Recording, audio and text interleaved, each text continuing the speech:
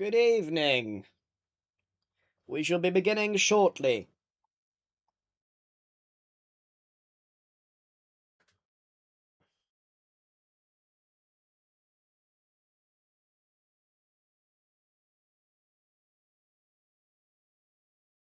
Hope you have your snacks ready.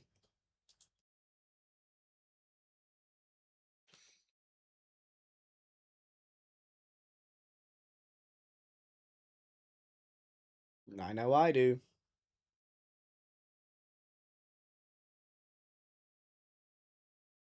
You could be even eating your dinner.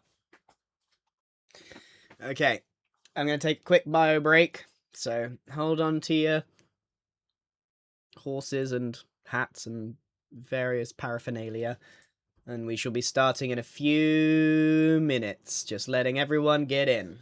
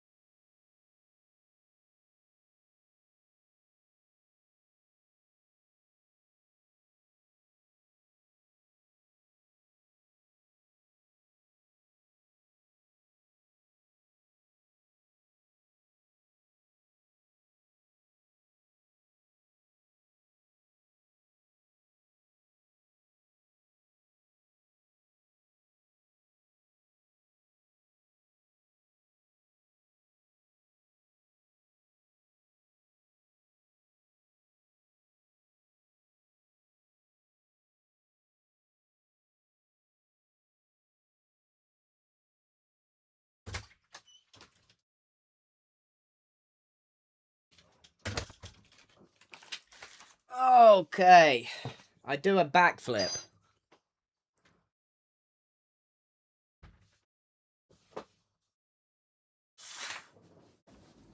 Are we ready?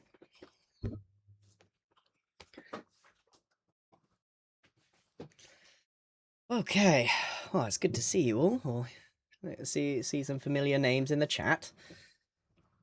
Thank you very much for tuning in. It's very much appreciated. Are you enjoying the Grian streaming era? Because I kind of am. I went from hating it to I'm going to stream every day. Okay. Let's. How do I do these things? Ah, we got a guest today. I don't know if is that spoiler. That might have been a spoiler. There's a guest today on GIGGS DnD. I think you're gonna like him. I think you're gonna like it. He's arrived. He's here.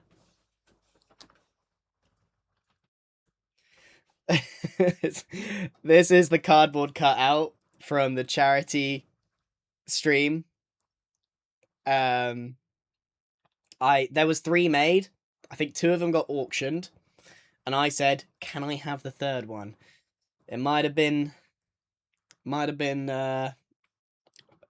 Took a little while because that was like 4 months ago, 3 months ago. But he's here. He's not in France. He's here. It's clearly mumbo jumbo. I've had to bend his legs so he can be in frame. If he stands up, he is like his head's up there. Are we ready to start soon? Because I mean, I'm ready to just like roll into this. Oh, there's ad. Why don't we wait for the ads? And those people who have. Oh, my camera loves to focus on the microphone. Chat. Today was Pokemon drop day. I got some goodies to show you. I opened some up with Ollie earlier. It's in the girly pop binder. I didn't get much because of all the silly scalpers who don't want to open it. They just want to sell it for profit. I didn't get much, but I did get a few packs. And I did, in my pack, get this. Ooh, Mega Floette, which is an SIR. So that's going straight in my girly pop binder. The girly pop binder might be my favourite binder. I don't think I'm ever going to trade something from here. Okay, there we go. Going back in the girly pop binder. Right. And I bought this at auction on eBay. Ta-da! Glaceon. Got a pretty good price for it. This isn't actually for me. Martin in the Littlewood has a lot of cards that I want and various sealed products, but he won't just let me buy them. He wants to trade for this card. So I had to buy this card in order to trade. But I'll be honest, it might need to be graded first because it is so unbelievably clean. I've done very well for an eBay purchase. Honestly, it is very, very clean. It's well scented, even though it doesn't potentially look like it. When I've measured it, it is. So, that's awesome. And then I managed to secure one box of First Partner. One. And I got the Johto, sorry. I got the Johto starters. Ooh. So, very, very cool. Good Pokemon pool day. Good stuff. It's the Kanto starters that I don't have. I managed to get all of them except the Kantos. Okay, right. I'm ready. Shall I tell everyone we're ready? Because I can summon them very easily.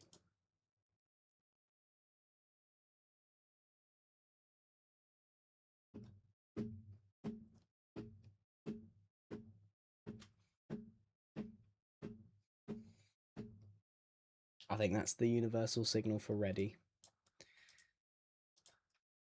You think he's a warlock? He's Yeah, I think he made a pact with a spoon somewhere along the way. And oh, that makes sense. That definitely makes sense. Bagpipes are Mr. Wizard's flashbang. Yeah, he just immediately gets stunned for 3 rounds. He just can't. It just petrifies him. It's his kryptonite. I must have mine turned down because they're not that loud for me. Are we ready to go? They're loud, man. We are, I believe, ready to go. Ready if you are. I'm ready. Oh, Has everyone got their books? Has everyone got their... Is Mumbo ready, Grian? Mumbo's been studying the player's handbook. We're not Mumbo's ready. Did you tell everyone about our guest? Oh, they knew. No, they knew. Okay. They know. Yeah, my chat was freaking out, man. I can't believe he's here. Apparently, I All don't the way have... from France. I'm not that good of a streamer. I played the bagpipes. So you guys heard the bagpipes, but my chat didn't. So I was just bopping to nothing. So I look like an idiot. just having a little casual headbang by yourself. I love that for you. There's a lot more people getting introduced to bagpipes with the World Cup going on right now. I've heard Scotland fans have been enjoying the streets of Boston, last I heard. Those poor Bostonians. Yeah, they ran out of beer. Yeah. Boston ran out of beer? Yeah, they sold more beer than we do on St. Patty's Day, which is crazy. Yeah, that makes sense. All right. If we're feeling ready to kick off, we can introduce the session and we'll get going. Yeah. Yeah. All right. Hello, folks. Welcome back to GIGGS D&D. This is session 6. Oh my goodness. Some campaigns genuinely dream of reaching session 6. So I hope you're all excited about your achievement. Welcome back, players. As always, lovely to have the 4 of you here. Let's make sure everyone remembers who's playing who as we introduce our characters. And Jem complained about me picking her first last time, so we're going to start with Impulse. Oh, I see. Picking on the shortest one, huh? Hi, everybody. I'm Brohaney Dudestone. Real name is Impulse. And I am a dwarf fighter in this journey who has come from afar to discover new technologies that he can bring back to his clan. And has recently been handed an axe that he doesn't know what it does yet. So I got a button today. Yes, I forgot about that. I'll do a little recap for everybody of what's happened recently after we do our introductions. But I think we're going to go, let's go clockwise. So let's do Jem next. Hi, I'm playing Ruby. She's a tiefling soul knife rogue. That's it. That's all I got for you. And not quite in order of height, because I'm pretty sure she's smaller than Bro Dude. I don't know why I made her so short. Ruby, I forgot how short you were. It's because she's a burglar and she can break into high windows. Breaks into stuff so easy. Yeah. Let's move on to Grian. It's me, Max Blunder, played by me, Grian. I'm a half Goliath, half halfling. It is a mouthful to say. And I'm our cleric. I'm making sure everyone gets through this alive. Trickster cleric, though. Trickster so you got cleric. More tricks up your sleeves these days than I haven't ever actually got before. to grips yet with any of my tricks, to be honest. I haven't cast my shadow guy. Well, now might be the time. We will see. But rounding out the people who've got tricks up their sleeves, Scar, introduce us to your character. Mr. Wizard here. So I'm a wizard. I got a new prop, by the way. I got a pocket watch. Excellent. I don't know what this is going to be used for, but I got a new... Hypnotizing people, probably. Yeah, I was gonna say, just stare into the TikTok. Mr. Wizard here, from Windendale, of course. That's it. That's all I got. Yeah, no, that's absolutely all you needed. So the group has arrived in Mythreach for the Midsummer Tournament, where they immediately adopted an owlbear that broke out of its cage. And on the advice of a boy who later turned out to be the fairy Puck, they bring the owlbear to Mr. Wizard's old shop, where they encounter Oberon, the king of the fairies. Oberon informs them that the prize for the Midsummer Tournament is something he wants, the key to the city of Mythreach, and he offers the group his aid if they will win the tournament for him. Despite resisting the Fairy King's direct influence on their actions, they agree. Ruby Nix demands the full cash prize, while Brohini Dudestone asks for a weapon the like of which he's never seen before. Mr. Wizard reiterates his wish to fly, and Max Blunder requests Oberon further his quest to find and confront the gods on behalf of his deity, Blaine the Lucky. After some debate about what name they should enter the tournament under, they sign up as the Deviled Eggs and prepare for action. Mr. Wizard buys a ladder. Max buys a scroll for a spell he knew already, and we all learned that spyglasses are the most expensive thing anyone has ever heard of.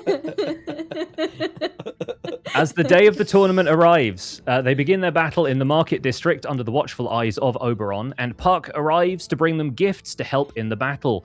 Bro Dude is given a wickedly sharp great axe with a mysterious button on the handle.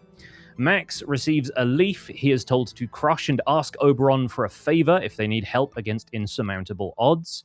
Mr. Wizard is simply told that what he seeks is in the south of town but will lead to great danger. As the newly named Deviled Eggs battle their way through the market district, they bump into Bro Dude's mentor, Sir Alwyn Faraday, who has teamed up with the Tavern Warden Redmond. Following that duo south, they hear the tournament announcer declaring points for each of the teams, and their team falling behind against competitors with names like the Deep Shadow, Fortune's Folly, and the Desert Wind. They also hear, with boos coming from neighboring houses, they also hear a dragon wormling being unleashed overhead, a more difficult encounter which will surely net them the points they need to stay ahead of the pack.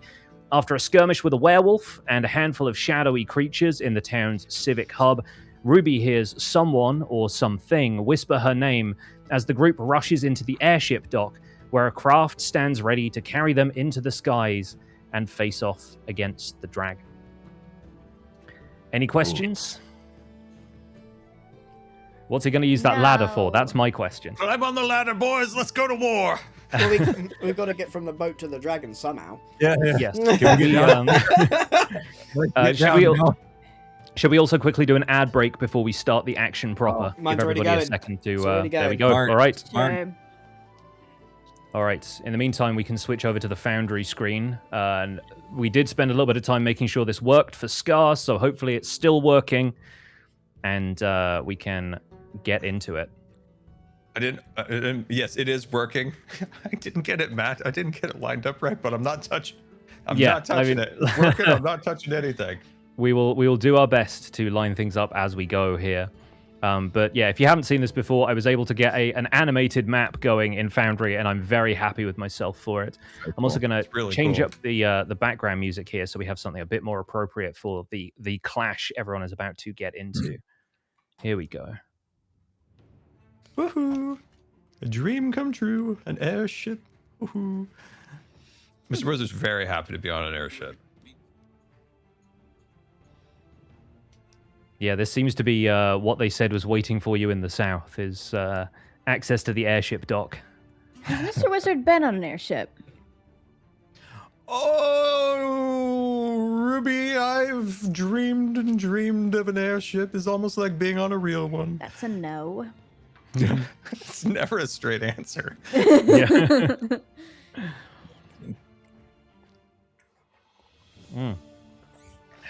All right. Just checking in. How's everyone feeling? Everyone remember how your characters God, I remember sound, what your characters do. The recap really helped. It put all the fragments in place. Good. I'm glad. And probably worth opening up your character sheets, reminding yourself of stuff that you've got in your inventories, that kind of thing. True. Oh, yeah. I'm pretty sure I saved all my big spells because I just figured there was something else coming. Yes. The standard RPG thing of saving all of your spells and potions for the boss fight, and then having. I figured there was a boss fight. Having 99 potions left at the end of the moss. game. You do have moss. You have I also have a vial of blood from Scar. Mm-hmm. I'm pretty sure it was giant's blood, wasn't it? Let's see if the dragon can be tempted with that. Who knows? Right. If everyone is back from ad breaks and ready to get going. Which one is my which spell scroll have I got again? Is it? Oh my god. I believe it was Charm Person. Charm Person, right? Yes. Yeah. Can't wait for you to need that against this dragon. I was going to say, let's see if this dragon counts as people. Let's not get into that. I was hoping that, well, it might come in handy later. None of it. This is going to save the day one day. Maybe you can charm Torment for me. That would be challenging. He doesn't look like he wants to be charmed. We shall see. In the meantime, the sky above the city of Mythreach echoes with the beating of wings, and despite the sun being directly overhead, the occasional blinding flash of flame as a young dragon wormling soars and swoops. On the towers of the Mythreach citadel, protected by these magical wards of power, the wealthy patrons of the tournament stand and watch from lofty balconies as this fierce creature patrols the skies. But a murmur runs through the crowd, some gasps, excited pointing, and our eye focuses on a point in the distance, growing larger. A skyship with a boat-like hull, rotating fans of blades lifting its bulky form into the air, sails filling in the wind, and with a few tiny figures distantly visible on the deck, headed for a rendezvous with the dragon. We're going to flash back to a few minutes earlier as the group arrives in the airship dock to find the ship chained down by huge metal links attached to rings in the ship's hull. A heavy anchor is also dangling from a thick rope. The ship lies dormant ahead of you, a gangplank leading to the main deck. But there are no staff here in the main hall. It's just you and the ship. What does everybody do to prepare the ship for takeoff? Hoist the mizzenmast! What did you say? Uh-huh. Oh, hoist the mizzenmast, of course! Because I don't think he's ever been on an airship. Like ever. the Dream of an mizzenmast. airship, Ruby. It's Right, almost the who's same flown thing. before? Hands up. Oh, no, and I don't care to either. Do we have to do this? Yeah. Dorf, are you Wizard really scared? wants to. I can throw things from the ground just fine. What's a mizzenmast? Oh, it's the important part at the front of the boat that has the ropes and the gist. Right, I go over to the anchor and I have a look and see if there's any mechanism to bring it up. From where you're standing on the floor, it looks like, the rope sort of vanishes into a porthole in the side of the ship. So something is used there to winch the anchor upwards.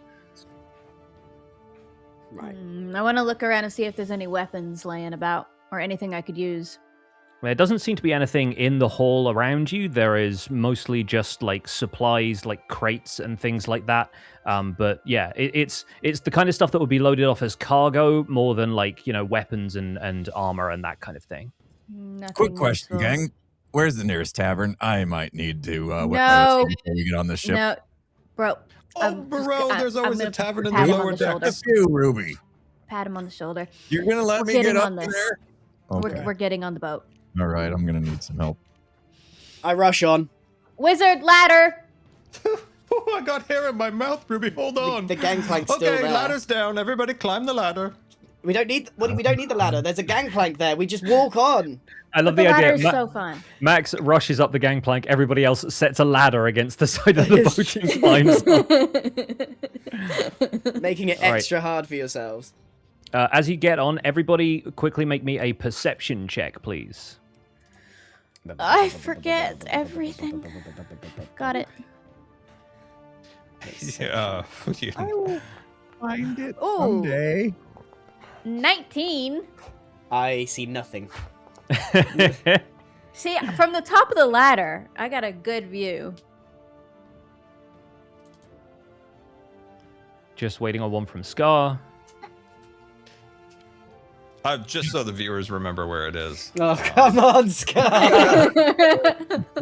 Open up your character sheets. You need to make sure that you have the details tab open. It's the first tab on the right-hand side. Yeah, I got that. And then perception is one of the skills from the list that's sort of in the middle on the left. It's a long list Yeah, of kind of skills there. center of that. I have a Yeah. +4 to perception. Which That's is why you got a 6 extra and not a 2. pathetic. Yeah, I rolled real Oh, low. Extra perception. Oh, I pathetic. was looking in the completely wrong spot. Sorry. Okay. I'm pretty sure I didn't even see my feet during that. Okay. Oh my god. Sorry. Oh, You guys dear. have no perception. Okay, so here's how this Yeah. plays out. Max sort of rushes onto the ship, is completely overwhelmed by all of this stuff. Like, you're used to ropes and canvas being used to, like, put up tents as the circus would travel from area to area with these sort of shows of skill that you're used to. But this is a completely different method to how you would travel and how you would, like, rig anything up. And so all of this looks kind of baffling. Mr. Wizard is just completely overjoyed to be on an airship and is temporarily stunned by the possibility of this thing taking him into the air. Meanwhile, I think Ruby, being used to like casing the joint really quickly and figuring out what stuff is and which tripwires not to trip over and that kind of thing, you're able to like undo a couple of ropes. You find a couple of pieces of machinery that seem like they are there to disconnect those chains from the base of the ship, and so you kind of give something a quick turn and it like kushunk, you hear these massive chains kind of falling to the floor underneath you. And I think, Bro Dude, with your understanding of technology and your quest for interesting mechanisms, you end up going towards the back of the ship where clearly there is some kind of like starting mechanism for these big propeller-like blades. And soon enough, they're starting to woof, woof, woof, like start to beat the air, and you sort of had that helicopter rotor action start to take place in the masts above you. Did I the also mizzen find mast, the barrels the of mizzen ale? mast. Because I was hoping a perception check that high would find the ale on the ship. There's got to be something. You see a couple of barrels towards the back, but before you can investigate them, the ship starts to shudder, like starting to like lift into the air of its own Has the accord. anchor been pulled up yet? And as Max thinks that, you feel the ship start to shift to one side slightly, as the anchor is the only thing left keeping this thing somewhat moored to the ground. I run over to the mechanism and start turning that thing as fast as I can. All right, fantastic. And yeah, I will say that Max manages to crank this thing out just in time. The anchor slips out from underneath something that was pinning it down, and the ship overall hoists its way into the air. It just sort of starts to rise vertically, shakily, and makes its way up into the skies above Mithreach. Who is steering this thing? I'll right? grab the mizzenmast. No. Bro, take Somebody over. supervise that. All right, I'll do it. It's safe here, yeah. With so safe. Mr. Wizard just sort of going around touching everything that he thinks is a mizzenmast. Bro Dude grasps the helm and is able to steer the ship with the Ruby's fans right sort of at the front, sails. just like looking out. Fantastic. Like this. And the Right, sails start Blunderbuss. to tilt. Let's go kill a dragon. We're called deviled eggs. Hey, bro. That reminds me. Good. I put my hand Bro. deep into my pocket, and I'm like really digging around. And I pull out a hard-boiled egg and start peeling it. Max, you've had these the whole time and didn't offer me any. I wouldn't eat them. I'm quite old now. Oh, you are. You guys are disgusting. So Where's the everybody, dragon? everybody looks up and sees the dragon is sort of like slowly beating its wings, kind of circling areas of the city. And it sees that something in the distance has sort of risen up. You sort of see this burst of flame, and you hear this roar echo out over the city below, which is slowly starting to get smaller and smaller as you are hoisted into the air by this airship. You have a second or two to plan before getting into the fight with the dragons. So does the group do anything to, form a battle plan before taking on the dragon? Right. Hands up. Who's fought a dragon before? Max, I don't think I should put my hand up on this Don't ship. I believe you? We've never done this, but I believe in us, squad. Bro, maybe you should stay steering. And don't Okay. let the wizard touch it. Bro, I have an keep one idea. hand on the wheel. I've What heard is it, stories of airships in other realms where you push a button and a stewardess comes and gives you a drink, and it could be ale. So push that button on that axe whenever you're ready for your ale. No. I think I'll hold off on that. Right, ignore him. Good. Did he get into Si- the eggs or something? He sounds... Cyrus, have you got any kind of book? Can we look up how... Does anyone know a dragon's weakness? Oh, it's soft underbelly. I love to tickle a dragon's underbelly. Right. Everything's weak to daggers. Okay, maybe not dragons. Anybody who wants to can rack their brain and make a nature skill check for me. I'm going to do that. Oh, my lord. Max fully firing on all cylinders now. All right. Anyone That's else? A 12 from Mr. Wizard. Can we get everyone to give us a nature check just in case someone knows something about a dragon? Yes, that's what I mean. I know everything there is to know about dragons. Yeah, Jem just casually rolling a natural 20, just like stares at camera. Here, have this. So I think, yeah, Mr. Wizard and Bro, you've heard stories mostly, but I think maybe Ruby, you've taken some sort of fascination with dragons at some point in your past, maybe had conversations with them back in the Thieves Guild of Dunderhill, and, you've managed to distill some of the stories that are just tall tales into something that's actually kind of useful. So what you know is that this red dragon is a fire-breathing type of dragon, which is to say that there are other types of dragons that will breathe cold or acid, or even like lightning. These dragons are definitely the fire-breathing kind, and as such, probably have a pretty strong immunity to fire. But even a young one of this size is going to be quite fierce, quite stout in terms of its constitution, and have a lot of natural armor. As far as weaknesses go, it doesn't have a great deal. Being immune to fire damage doesn't necessarily mean it is weak to ice or anything like that. But you don't know that it has any other strong resistances other than the fact that it is resistant to fire, its native element. Okay. That's gonna... So I still might be okay. We might be blundered. Guys, it's a fire dragon, and I have fire resistance potions. Oh, that's great. Did you One enough for all of everyone. us? For everyone. No. But I got one for me. How many? Okay, Ruby. You said potions. I've got 2. Okay. Frontline infantry. Me and bro. No. You don't I'm get taking one. You don't get hit. What if I get hit today? What if today's the day? I What put if we this all bro drink half? in front of you. We all drink half of it. That's enough. Out of all the encounters that we've had, bro gets a full head full of damage. Yeah. Come on. Yeah. Max, I was gonna give one to bro, and then I was gonna have the other one. Why do you need one? Because I'm always there with bro, healing him. I'm always next to him, having to save him. Plus, I think he needs something to wash down those. What do I double-edged- get in return? We win the thing. You get the prize money. Not good enough. Bro can have one. Yes. All right, just to Okay. confirm, are you going to drink those potions now? How does it work? Like, how long do they last? Let's find the description of that and find Oh, out. it says 1 hour. Yep. Ooh. So yeah. Unless you're planning on fighting this dragon for a full hour, I think you'll be covered. Right. All right, I give one to bro, and I take the other Yay. one. All right. The only thing we could do, I could bless us before. How long is that for? Bless up to 1 minute. I might have to wait for that one. I think. Duration, concentration, up to 1 minute. How does this potion taste? Because I might need a chaser. Like cinnamon. It says it's a plain, indiscriminate color and smells slightly foul. Tastes like cinnamon. So you're not too happy about the aroma, but then it goes down pretty smooth.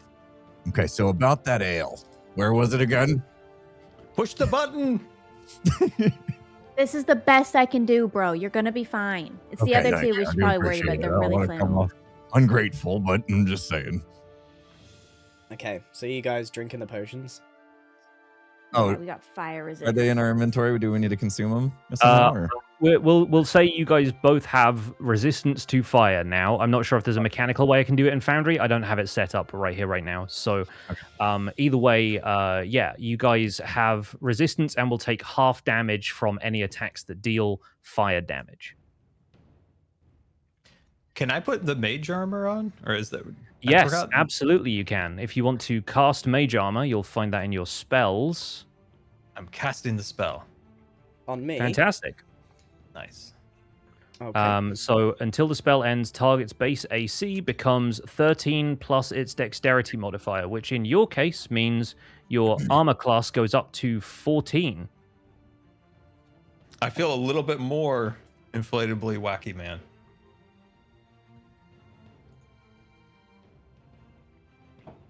Very good. Anybody else? Hmm. I Need to don't think look I and see have if anything there's I can... I anything. don't know what else I can do. I have a net. Do you think if I throw a net around this dragon, it'll do anything? No. Probably not. Bro, I have an idea. Yeah, go ahead, Wizzy. It's not about the stewardess this time. Okay. Have good. we all long rested between sessions? No, we... Not from the last session because you're still in the right, same 'cause tournament. We Oh, have no. it. We're in the same thing. Doesn't matter for me, Bro. but your spell slots might be low. I've got 2 Bro, I have an spells idea. left. We need to find the weak spot of this dragon. I send you on a Tesla thingy, Tesla floating disc, tensor floating disc. First, you You climb the mean ladder, like of out course. in the sky on a disc. You get onto it, and I'll cast it straight up onto Wizard, it. You how jump many onto slots its have back. you got? I hate this idea. Also, I have to say, Tensor's floating disc basically just follows you around at a distance of 20 feet. So you would have to somehow get to the dragon. It's kind of like it's a hoverboard that has to stay near you, is what it does. Can we quickly just pause and reset our cameras? I think they're all jittery and lagging. If we just turn them off and turn them on again. Okay, happy to do I'm that. also gonna run an ad.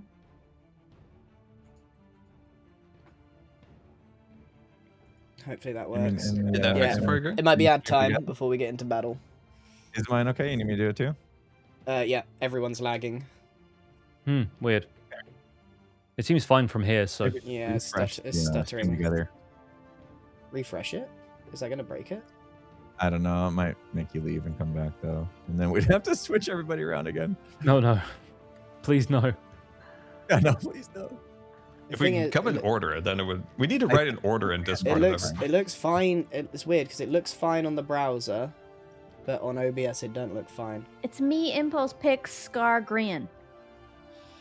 And we almost nail that every day.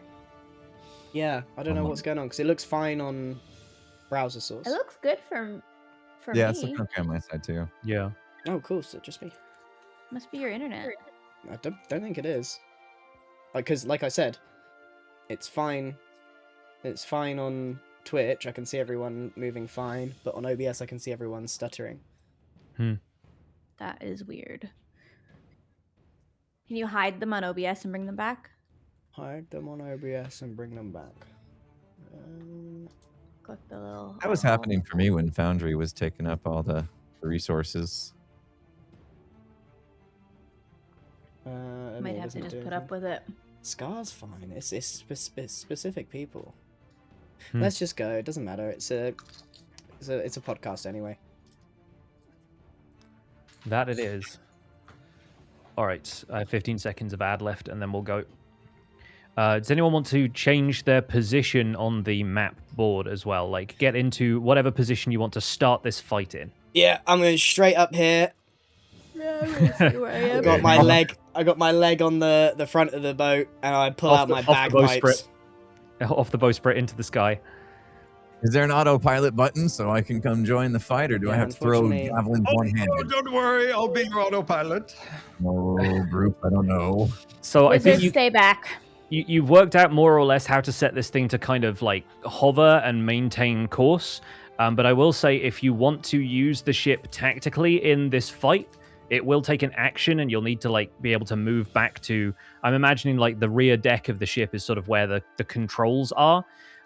But if you want to like move away from the dragon, if it feels like it's going to do like a big attack or something, if you want to try and do that on your turn, I will absolutely let people do creative stuff like that. Use the map to your advantage, basically. Okay. In that case, Wizard can man the boat. Wizard took like one step at a time, sneaking to the controls. Yeah. We're all gearing up for a fight. He's just sneaking to the back to control the boat. It's not every day you get to fly, Mr. Bro. All right, wheel back from ads. We ready to go? Yeah, ready to go. Ready. All right. As the airship draws level with the dragon, you hear the beating of its wings like thunderclaps and the distant rumble of its chest as it breathes. Its scales are this light red that's kind of oddly bright. While this isn't to the scale of the legendary dragons you've only ever heard tales of, that tower above buildings and bring entire cities to ruin, this wormling is many times your size. Its jaw hinges open, and as it moves towards the boat, I'm going to have it sort of drop back 30 feet to level with the three who are standing up there on the prow of the boat. You can see this haze of heat emerge from its mouth as it roars in challenge and swoops towards you. Up above you, the projected image of the beholder on top of the Citadel Tower updates everybody on the scores for the tournament. Give me 1 second while I roll a bunch of dice.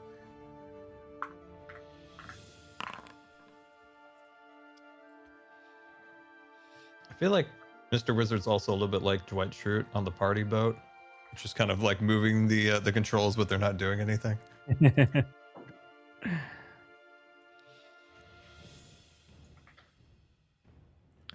Okay, this is looking a little different. Very interesting. Let's see.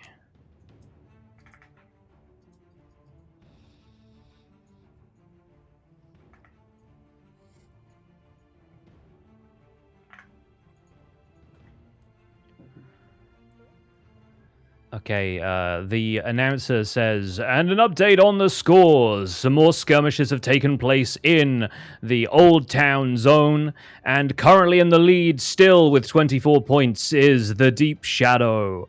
Following up close behind, we have the Desert Wind with 23 points. Oops, All Bards and Rogues Gallery tied for third place with 22. Life's Little Ironbeards and Fortune's Folly with 21 points, the Sellsword Duo with 20 points, and finally, Deviled Eggs with 16 points. Wait, why do we suck? Because you've been spending time getting an airship into the sky instead of fighting stuff on the ground. But you look out across at this dragon, and as we roll initiative, it looks like this is going to be one heck of a fight. Go ahead and roll initiative, everybody. It's going to be one of those days for me, I think. You had one of those days last time. Yeah, no. Yeah, my luck's not been great. Hey, it's windy. Hey, yo. All right, fantastic. Well, the good news is the dragon looks like it might be going last, depending on what Scar rolls. Scar, do you need help finding initiative? Yeah, just for the chat, of course. Yes, Just for the chat. Just for the chat. It is next to where you on your character sheet where you have your portrait, and it says your armor underneath. Initiative is on the left-hand side there. There we go. Wonderful. Okay, We did great it. stuff. I feel like we've already All right. won. Well, as the encounter begins, let's say, there we It's good to have go. our cleric going last. Brohini Dudestone, you're up first, and this good. dragon has just drawn level with the ship. What do you do? Let's take this thing down. The faster the better. I want to get my feet back on the ground. How far away is this thing from me? Can I throw something at it? Let me get a ruler out, and yeah, it is currently about 50 feet away. I do believe my javelin will make it that far. Shall we attack with the javelin? See if we can find a place to pierce it. Go get him, bro. All Very right, nice. let's give it a go. With a 14, the dragon manages to just kind of tilt a wing, and the javelin flies downwards into presumably the roof of a house. Oh no, what's this thing's armor class? Oh no. This guy's got some moves as well. This is not going to be easy, guys. This is not gonna be easy. Anything else you want to do? Do you want to move since it's still your turn? I'm going to get closer to it, actually. I'll come up over here. All right, you climb this little kind of stockade that's over here, and you, stare out at the dragon at a distance. Try to get a better look safely, of course. Fantastic. All right, moving on. It is Mr. Wizard's turn next. Mr. Wizard. Mr. Wizard's been wanting to do this for quite some time. Keeps one hand on the wheel, the other hand on Oh my his god. other hand on his wand, and attacks with magic missiles. Yeah. All right, Magic Missile has a really long range. I know that. And you just roll damage for this because it hits automatically. So an excellent spell to use against an enemy that you know has a high armor class. Go for it. Roll that damage. Damage and rolled. Come on. Ooh. Dang. Okay, well, each missile does 2 damage, which means it hits with 3 missiles. The dragon takes 6 points of damage. Not great. Not good. Not great.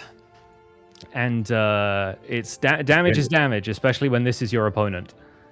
And yeah, you see this dragon sort of like screech, and it turns to sort of craning its neck to see where this streak of magic has come from. But it doesn't get to do anything yet 'cause it's not its turn. Is that everything for Mr. Wizard? Next time, crew, I'm going to use 2 hands on the wand instead of 1 hand on the wheel. Yes, that's it. That's it for me. All right. I'm wondering whether I just pause to restart, because my audio's lagging as well. It's not just the visuals. Is it I right? Try I Okay. closing wonder- out Foundry. Huh? Try closing out Foundry and reopening Foundry just to clear its like memory You consumption. think? See if that does it. That's what was going on with me when I was struggling that one day. Okay. Yeah, I have Like, I have close put Foundry and look at it and just see if it fixes it immediately. before a you very reopen. resource intensive map on the screen, so sorry if it's causing that. It shouldn't. I don't think it's that. Personally, I don't think it's that. I think it might be a restart the thing.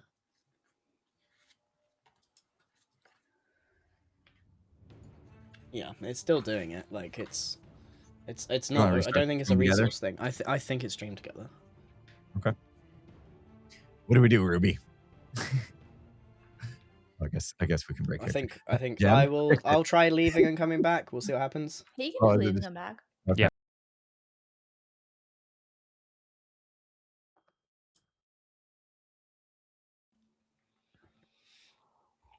Mm, Let's see. fuzzy. All right. Not fuzzy. Did that help at all, Grian? Hello, test. He's fuzzy Hello. for me now. How about you guys? Oh, there it goes. Yeah, I think it's just the focus on his camera. He's focused on Mumbo, not himself. Yeah, it's picking. It's the face tracking is picking up Mumbo because he's staying Doing still. it again. I don't know. Is it because like on Twitch browser on the collaboration thing, everyone's fine. On OBS, I can see it stuttering and lagging. Hmm. Sadly, it might be an OBS restart. You think There's a That's stream painful. restart moment. that would suck? That's a bit painful. Yeah. You think that? You think try that? I don't know. Well, at the moment, the viewing experience is not great because the audio's lagging behind Well, me. it's and worth a stuff. shot then. Yeah. If it fixes it for the rest of the It the looks day, it's worth fine. it, I suppose. It looks fine now. Whoa, when you paused it, it kind of stopped. Oh. All right, let's. How about when I unpause? unpause it? Test. Okay. It was good for about 5 seconds before. It's okay now. Looks like we're good. Let's go. Go. Okay. All right. It's Ruby's turn. Ruby, you're up. Ruby is going to plant her feet into the ground and use her thingy, steady aim. So what it's called, steady aim, Mm-hmm. Nah, it's doing it again. which I use as a bonus action to give myself advantage on the next attack roll in the current turn, which I can only use if I don't move, which I'll do, and then I'll make a psychic blade. I forget how to do everything. Is it this one? It's this one. That's the one. Okay, and I give myself advantage, which means I also get to use sneak attack. You do, yeah. That I old remember rogue all the one rogue too. things. Wow. All right. So roll with advantage, See if it hits. Oh my god. It's a 2 and a 3. and I think those psychic blades just fizzle out right before they hit the dragon. That is the worst. Ruby literally puts her hand on her head and leans against the banister and just, that's it. That's the turn. All right, Max, Yeah. Grian, do you want to sort any more technical issues out I before mean, we? I'm having a horrible time tech-wise, so I need I know the feels. I know the I- feels. It's hard to focus when you're dealing with that. Yeah. I'm going to do an OBS restart. I'm going to restart everything. One more thing you could quickly try if it seemed like pausing Foundry was the issue. Yeah. Go into game settings on the right-hand side. Yeah. Click on configure settings. Yeah. Scroll down on this massive list of stuff, and further down you should find a drop-down list that says performance mode. Change that from high to medium or even I'm low, going to put it to low. and see if that does Also- anything. If it's not this, change to Google Chrome. Yep, that's the other thing. It's loading in again. Mm-hmm. This is what we get for me doing fancy stuff with maps. I'm sorry. Potentially. Cool. We should have good enough computers for this, you would think. Well, my computer's not suffering. If it handles Hermitcraft, it should handle Foundry.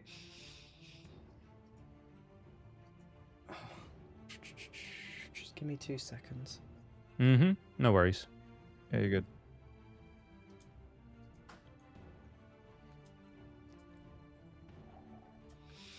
I'll start channeling better rolls today. Yeah. Yeah, horrible Far not good. rolls.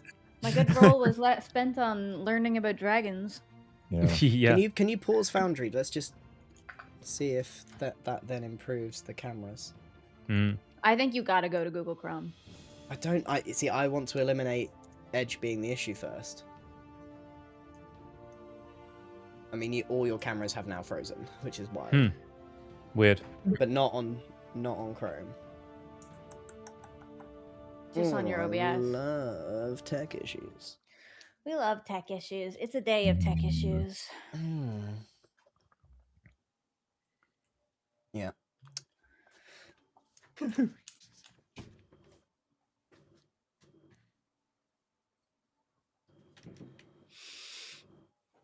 we have time while he sorts this for me to go get water? Yeah, take a break, everyone. I think I might need to just quickly restart everything. That's a good idea. I could use a bio break. BRB. Right.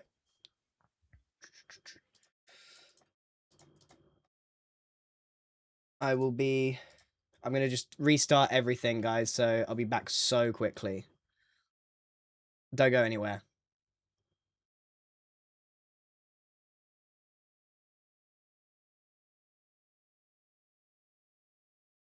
Yes. Okay, I need to remember. And before I roll, I can just say I'm going to use those 18 or 19, or I could give that to somebody. You can give that to somebody, or you can use it yourself, I believe, yes. And you can't use it once somebody's already rolled or yourself has rolled, right? Yeah, no, that you have to declare it beforehand. Okay. Okay. Yeah. So that's correct. How's it looking, Grian? I need people to move around. Either everyone's being still. Everyone do your best, Mr. Wizard. Yeah, I mean, everything looks okay right now. Can you Yeah, unpause Edge for a second? There you go. Yeah, there we go. Let's see if it starts spluttering. It takes about 5 seconds for it to start. Everyone do jazz Getting hands. ruined. Splutter, splutter, splutter. This is better. Looking okay.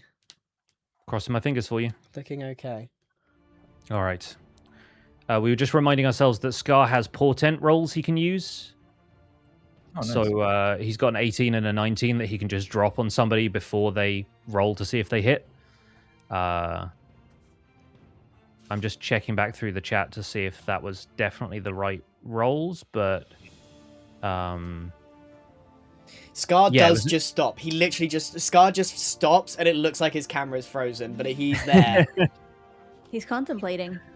It's uncanny. I think it's the beard. It doesn't like show facial expression, so I'm just like, yeah. Is your cam off, Jem?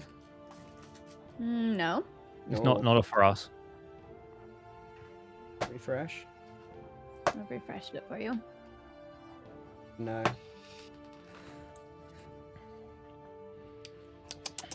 Have you opened Foundry on Chrome yet?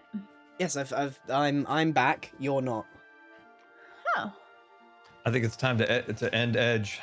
Go to Chrome. I'm still using Edge and it's fine.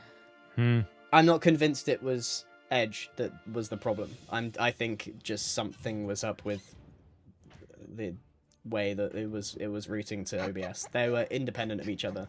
And It's just bad remember, juju. I've done 5 other sessions like this. Yeah. And we've all had individually issues with this at some point. Yes. Mm-hmm. Okay. We weren't on an airship before. Jem's so That's the only stealthy thing. that she's just disappeared. Did you remove me on OBS and bring me back? What do you mean by... Because sometimes that works. No, you're not there on the collaboration. On stream together. Ah. That's strange because she's there for us. I refreshed it. Pass the meat stick in post. I will refresh again. Okay. That's all I got left. Yeah. Refresh it for longer. Like how Yeah, no, you she's have back. to eat only through tubes and then tube-based foods. Mm-hmm. Mm-hmm. All right. Well, I've done all I can. Oh, this is so annoying. I can now see you on stream together, but I can't see you on here. Who's guest 2? Guest 1. That is Jem. Yeah, I always will be because I'm hosting. Uh-huh. But why is it not working? I'm gonna remove you and go again. Add. Hopefully this doesn't become a regular thing, but if it does, I should get some hold music to put on the the Foundry playlist. Can it have bagpipes in it? No. Oh yeah, we need a bagpipe remix. Not if Scar has anything to do with it. Where's With Jono? Jono on it. The bagpipe remix. Love it. Oh my god. He would crush that too. That's worth doing.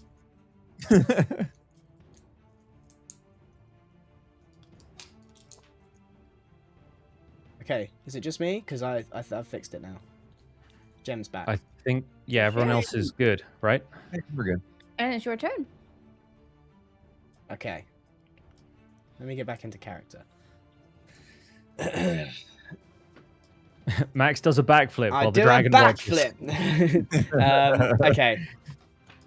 I'll be honest, guys. I don't have much that I can do. You can bless us. I am going to bless. I am going to bless because we're about to engage. Where's spells? I cast bless and I bless all of my friends. I think. I feel the tingles. Oh wait, Max. can I do Thank how you. many? Wait. I'm level 2 now. You can target one additional creature for each spell slot above 1. So how many people? Oh, I can do 4. Can I do all 4 of us? You can do all 4 of you if Mr. Wizard is within the range of the spell, but I don't know what the... Yeah, the range is 30 feet, and Mr. Wizard has chosen to be at the back of the boat, so he's too far away. Oh my god. But you can definitely get the 3 of you. He wanted to steer the boat real bad. But I could have moved within range. Oh well. I've got both hands on the wheel. He's got magic armor, he'll be fine. All right, you are now all blessed. Anything else anyone wants to do before the dragon gets a turn? Max, you can move if you want to. I'm gonna move back. I'm not gonna have much use up front. All right, cool. That's it. With that, it is the dragon's turn, and the dragon wheels around. I'm gonna see if I can. Can I rotate? Oh, I can rotate it. Haha. Whoa. The dragon wheels around, so it is basically flying back, and it is going to take a deep breath in, and you see from the front of its mouth, you see some some like heat haze begin to rise. I need to check 1 second if that's. How do I look this up quickly? It's a good thing we use those potions, bro, dude. Yeah, it is. I'm getting a little worried about that hour mark now, though. Only been a few seconds. Don't worry. The power of editing will take away all of that. Okay, perfect. All right, 1 second. I'm checking something about what the dragon can now do. No, it can't do anything, Pix. Don't worry about it. Is there a world where Pix and Scar can refresh stream together and it not ruin everything? I can turn my camera on and off, but that's... Yeah, give that a go. You and Scar are frozen. This is How about really, now? This is really ruining my day now. You've had tech issue after tech issue this week. Dude, I know the feels, man. It is super frustrating. I get you. There we go. We're moving now. Is it? Okay, it is. Quick It's question. okay if it's just visual, but would like you if the on this audio trip? lags, that means we're like talking over each other, but not really. It's annoying. Mm-hmm. Oh, because Okay. it's coming through your mic normal Yeah. time, but Yeah. our mics. Exactly. Oh, that's rough. All right, let's go. Sorry.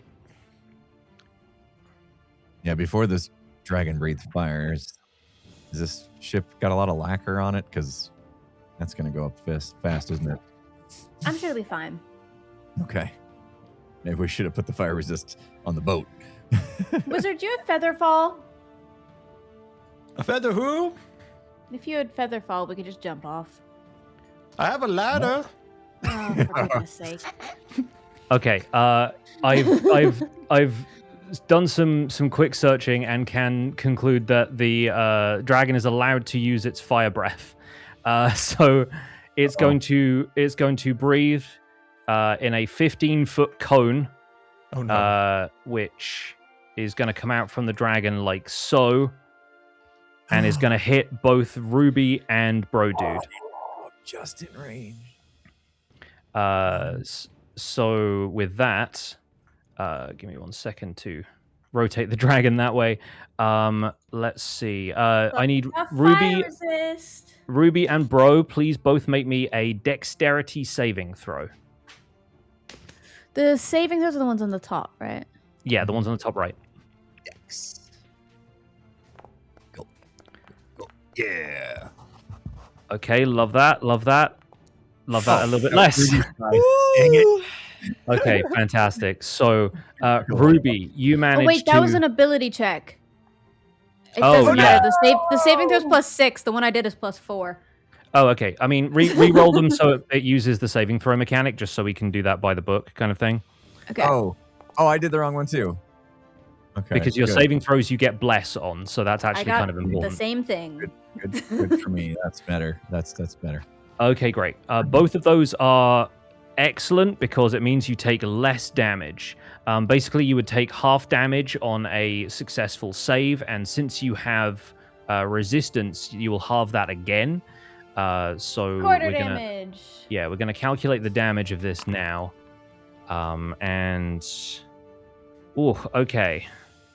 Does it not have to hit our armor class, or it just automatically does?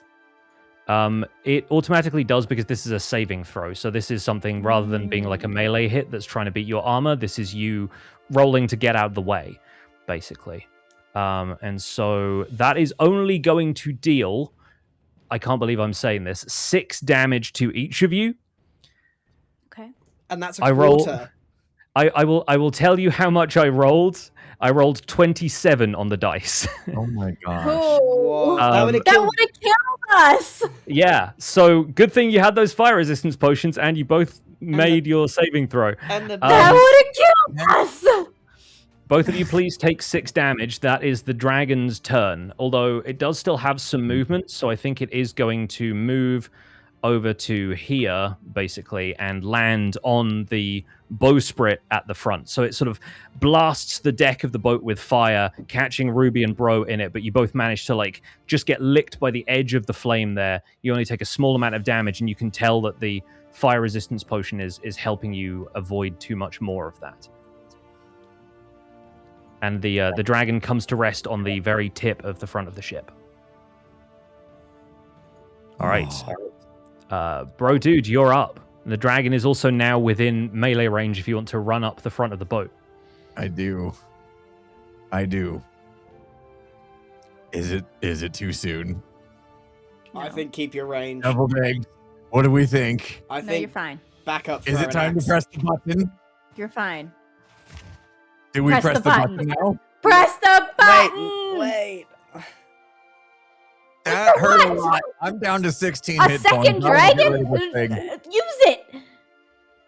I think it's time. We gotta do it. Okay, no, I'm undoing it. We're pressing the button. How do I press the button? First of all, you need to make an attack with the weapon. This button seems to be like unyielding until you have hit something. So go ahead and attack. All right. Crew, I don't know if it's really ale. Come on, you can do better than that. Gosh. All right, a 15 does not hit.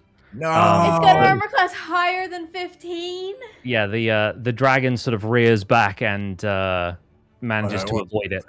Button. Don't I have a move to like bail out now? You can, if you want to, use your fancy footwork or whatever it's called, right? I think I probably should back up now. Sure. So evasive footwork in your Evasive footwork. Use it. And then that allows me to go where? Yeah, you can disengage. You can continue to move for the remaining move you have left on your turn, which is up to 20 we feet. gotta spread out. We gotta spread out. Okay, I'll go here. You can manage that. And then also roll the button in chat that says AC bonus. Because that's going to grant you bonus armor class for any attacks that you might take on your next turn. Okay. Man. Okay, cool. So you get +1 to your AC, which means you're up to 17, which is pretty good. Yes. Okay. All right. That is everything for Bro Dudes. Mr. Wizard, you're up next. With the light of my magic. There's a warm glow coming from my book. I've learned many things in my time in this book. Prompted by Rudy, of course. Rudy gave me the idea to look through my book for magic spells. And I found that I do have feather falling. It turns out you do. How did you do In that case with the things get light? real We hairy, don't need it folks, yet, but keep that in have mind. I will cast magic missiles. How many spell slots do you have? This is his last first level spell slot. He does have 2 second level spells that he hasn't used yet. Okay, nice. I lost my wand over the edge of the boat. You pick up another like nearby stick and use that, and it works just as well. My other one here. All right. All right. Where's my character sheet? I lost it. Oh, God. Thank goodness he has a backup wand. I did yeet my other wand just off the desk. Okay. Let's see. Magic missiles. This time. This is big. This is big. All right. Casting magic missiles. Okay. I'm rolling. No! Well, the dragon takes another 6 damage as magic missiles streak down the deck of the boat and slam into it face first. More Dang. than the rest of us. I'm so sorry, guys. I will Don't steer be this sorry. ship even stronger You're the only next one time. that's hit. You're doing Yeah, great. I will reiterate, you're the only one who has done damage to the dragon so far. Does Mr. Wizard stay where he is, or are you moving at all? Mr. Wizard has his arms firmly grasped on the controls. All right. Ruby, you're up next. The dragon is in front of you, growling and snarling, having just taken a face full of magic missile. Okay.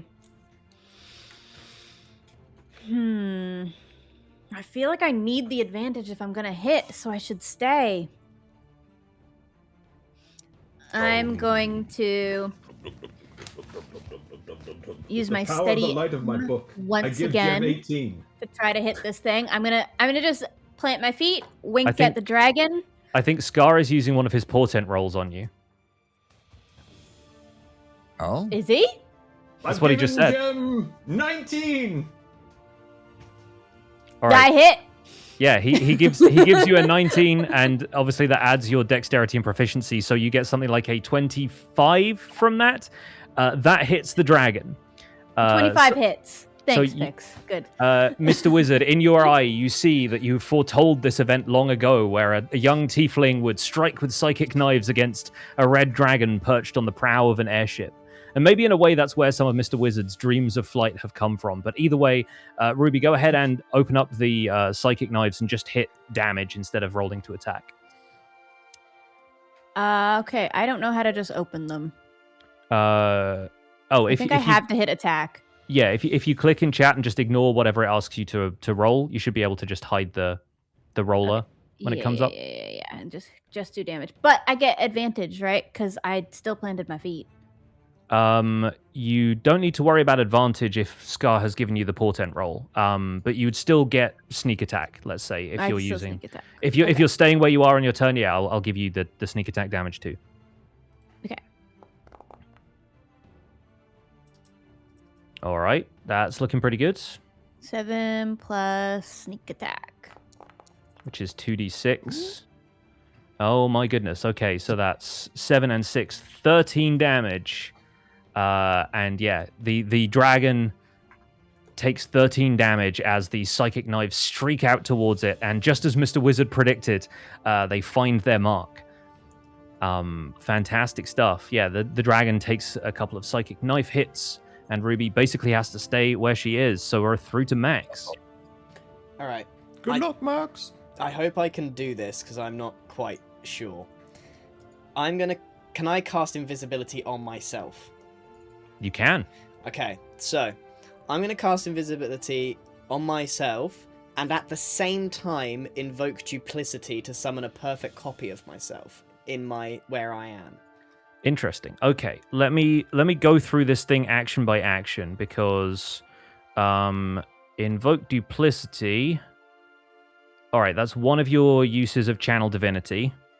And you can do that as a bonus action. Okay, great. Yes. That's one of the things I wanted to know. So great. Yeah, you can invoke duplicity and But make yourself invisible. I believe I can also make Bro invisible. Are these concentrations? No. Yes. Oh, I have to end bless. You'd have to. Oh analyze. yeah. So with concentration spells, you can only hold one at a time. So invisibility, you would have to stay concentrating on making the target invisible. Okay. In that case, what I'm going to do is invoke duplicity anyway. Mm-hmm. Place summons. Yeah, you need to basically place a new token on on the board that is going to be the copy of you. Where? How do I do that? I've invoked it. How do I place the token? Can you click it on the map somewhere?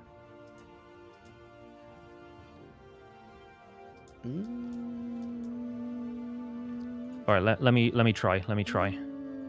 There you go. Aha. That is Ghost You. That's me. Okay. Yep. So I'm gonna put that where I wait. Why can't I? Oh, I think I moved because I was gonna go here and that was 30 foot. But have I moved forward? Oh yeah. You shifted side to side. I think Yeah, it sorry. counted that as on your turn. So don't worry about it. So If you I wanna want keep moving, to. I you basically can. want to hide behind these crates. And you want to have the And I want to have the duplicate here. the double is where you were. Yeah. Great. Okay. Cool. Can I move the duplicate as well, or what's the deal with him?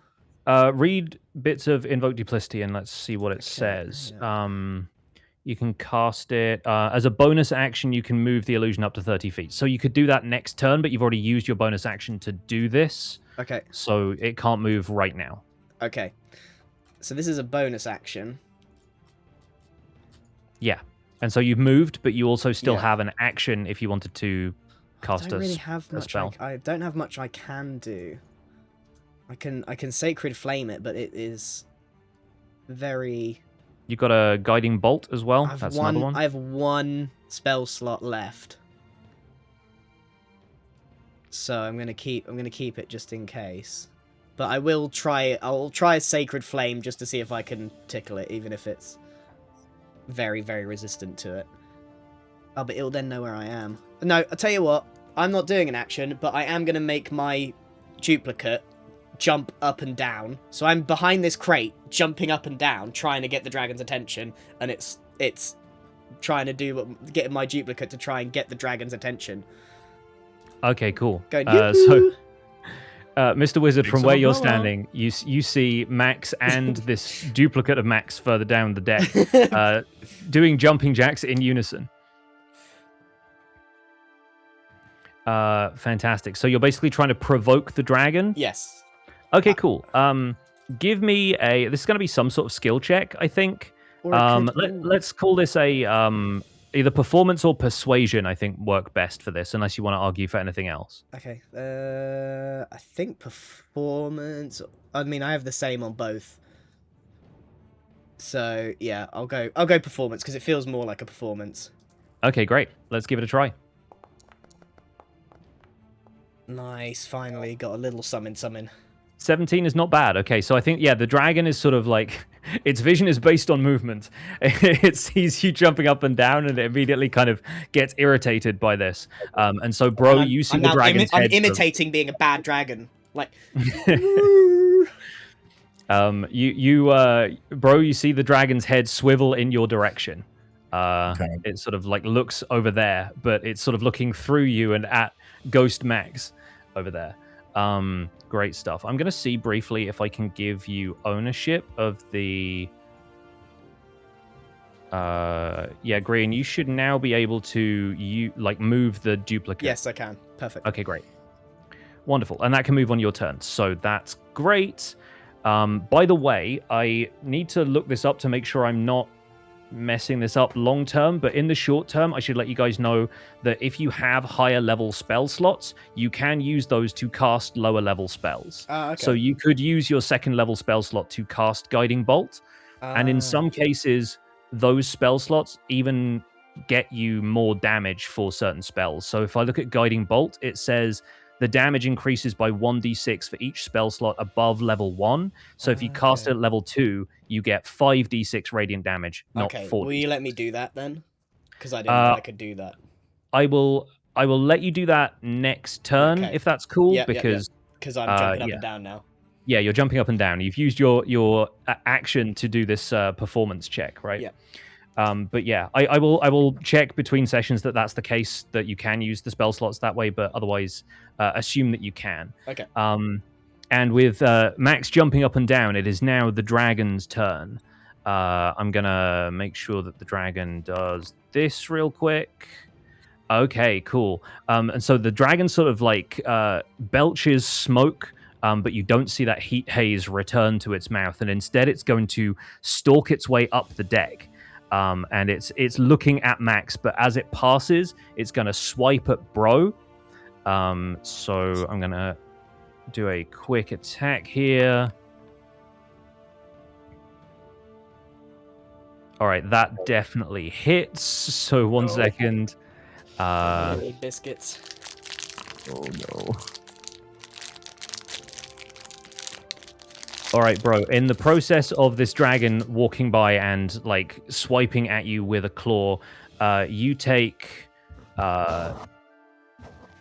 11 slashing damage Oh. and 3 fire damage. So the fire resistance is halving that, but this thing has like burning claws as well, and like part of the heat, you feel like the fire resistance potion helps a little bit with that. Oh my gosh. So, Ruby, it turns out that fire resistance was a good idea because that just brought me down to 2 hit points. But do Oh my you have a gosh. health potion or anything? We bought potions, right? got I second have a wind. second wind that'll give me up to 10 if I roll a 10. Okay, Oh, well, plus you my should use fighter that. level, which is what? 2 or something? What's my fighter level? Does he use that now or later? 3. I have to use it as a bonus action on my next turn. Okay. Mhm. So let's hope I can survive till then. And in Well, the process, unless Scar hits you, I think you're all right. the dragon just continues moving down the deck of the boat. So it sort of swipes at you as it walks past, but it doesn't seem... It's like much more interested in going over to Max's duplicate right now. So with that, we end the dragon's turn, and we are back at the top of the order with Bro Dude. All right. Well, I mean, I'm here, right? We might as well try to take another hit with our new weapon. Mr. And now Bro. you are blessed, so hopefully you get a Hopefully mighty we fine get it roll. this time. So another attempt at the gnomish great axe. Please, please, please. Ooh. Come on. 15. 15 unfortunately does not We hit. gotta figure out this thing's armor classes between What 15 in and the 25. heck? Mr. Bro, you should have listened. I was going to give you an 18. I'm gonna have to do how about an action surge where Oh, you I can do that. action and can I hold on? Is there anything else I can do to combat superiority? No. I'm trying to think if there's anything I can do to add extra chance of hitting this thing. No, I don't think so. What does combat superiority do? I have 2 uses of that left. Yeah, that's what allows you to use things like your commander's strike, which lets you replace your action with somebody else's action. You basically command them to attack for you, or your evasive footwork, or you have a parry as well, so you could try and reduce the damage on an attack that's done to you. All right. Well, I'll use my action surge to attempt this again, and I hope I get a better roll. You've I'll also use still got a that. bonus action if you wanted to use second wind. I'm gonna need second wind after this, but I get another chance to hit him with my gnomish great axe now. Yeah. You do. Scar, did you still want to use the portent roll on that? Oh, let me look. You see Brohini Dude Stone stealing himself and winding up for another hit with the axe. Yeah. I If I would give fail him this one, it's 18. gonna We be, need this hit, Brodini. We need it. this hit. we need it.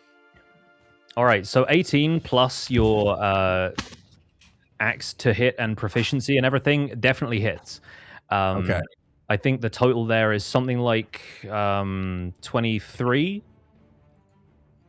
So, yeah, go ahead and roll damage for your Gnomish Great Axe. Okay. Can you push the Press the button? button. Yeah, I want to press the button. Give me damage do I do first. it after I do this? Yeah, and I'll tell you what the button does. Okay. We'll roll this, see what it does, and then we're pressing the button. Oh, Oh, come dear. on, man. What is going on?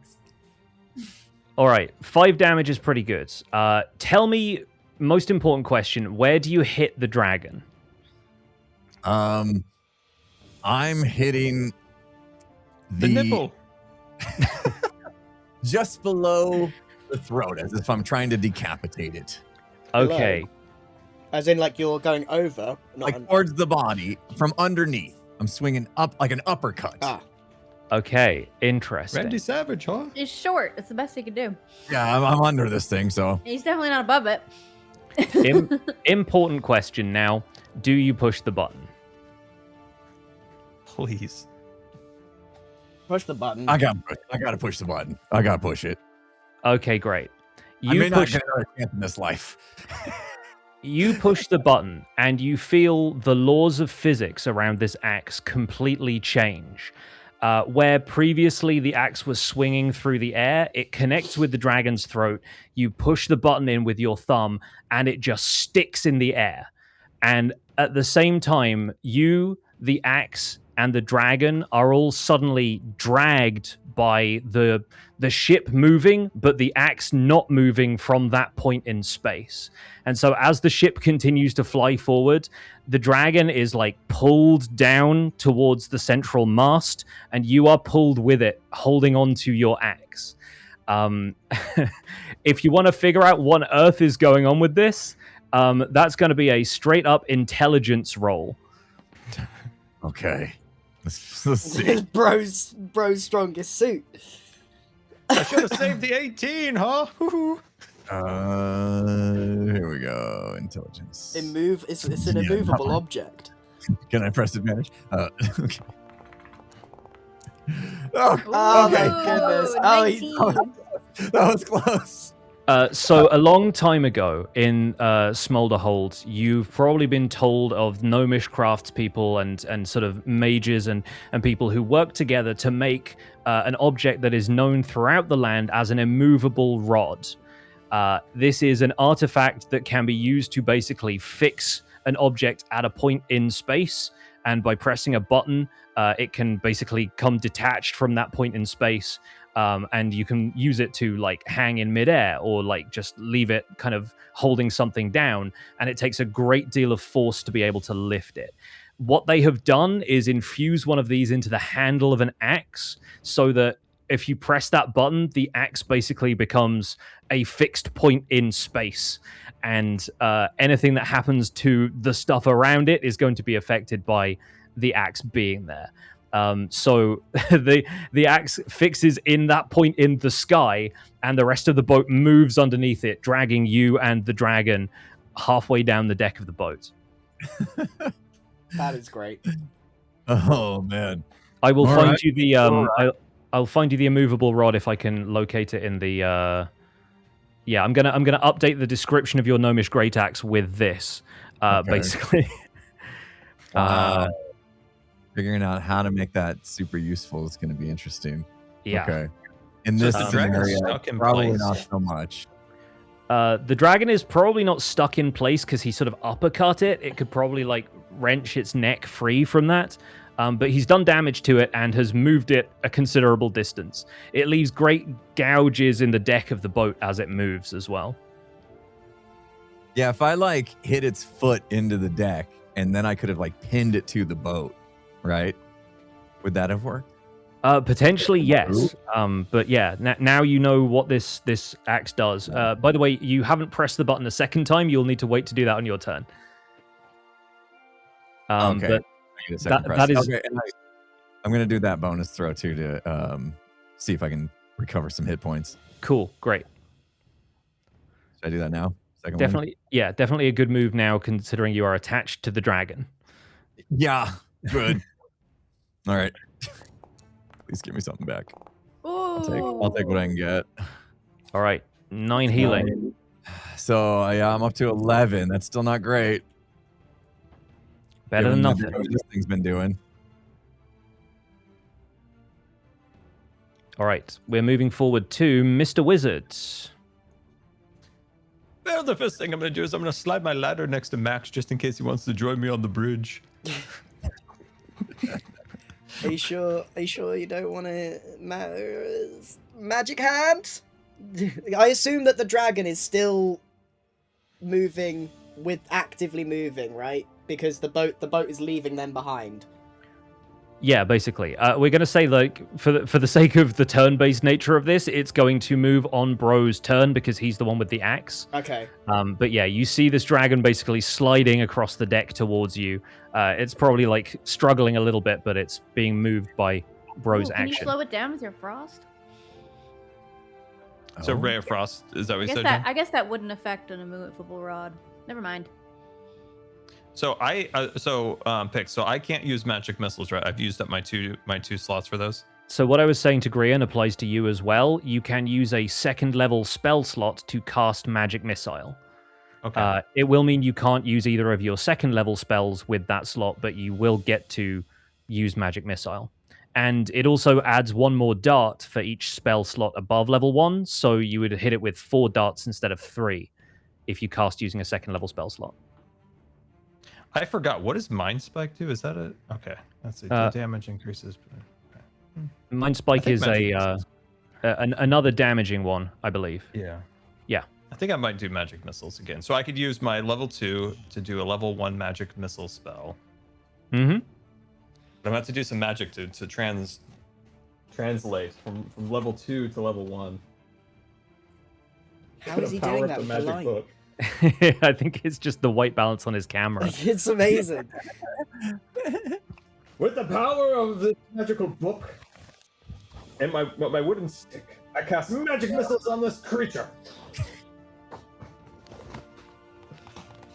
Okay. I got to push the button. I believe we're all pushing buttons here today. Yeah. Yes. Yes. Okay. So 4 darts streak from Mr. Wizard's wand, and each one is going to hit for 4 damage. That's a total of 16 damage to the dragon. Huge. And at this point, the dragon is looking a little bit more messed up. Like, it's looking like it's taken a bit of a beating at this stage. It's struggling against Bro's axe. And Mr. Wizard scores a pretty powerful hit on the vulnerable underbelly he was talking about earlier. In the meantime, if that's going to be everything for Mr. Wizard's turn, it is going to be Ruby's turn. I do tap the ladder one more time at Max, just if he wants to join me on the bridge. That's it. That's my turn. Cute. All right, Ruby, you're up. Ruby's gonna do the same thing again. She's got her feet planted, and she's got her psychic blades out, and is attacking with advantage because of my feet being planted. Oh, that's a lot of dice. Surely it hits this time. With 25, it hits, yes. Thank goodness. Finally. Okay. Got that, and we got a sneak attack.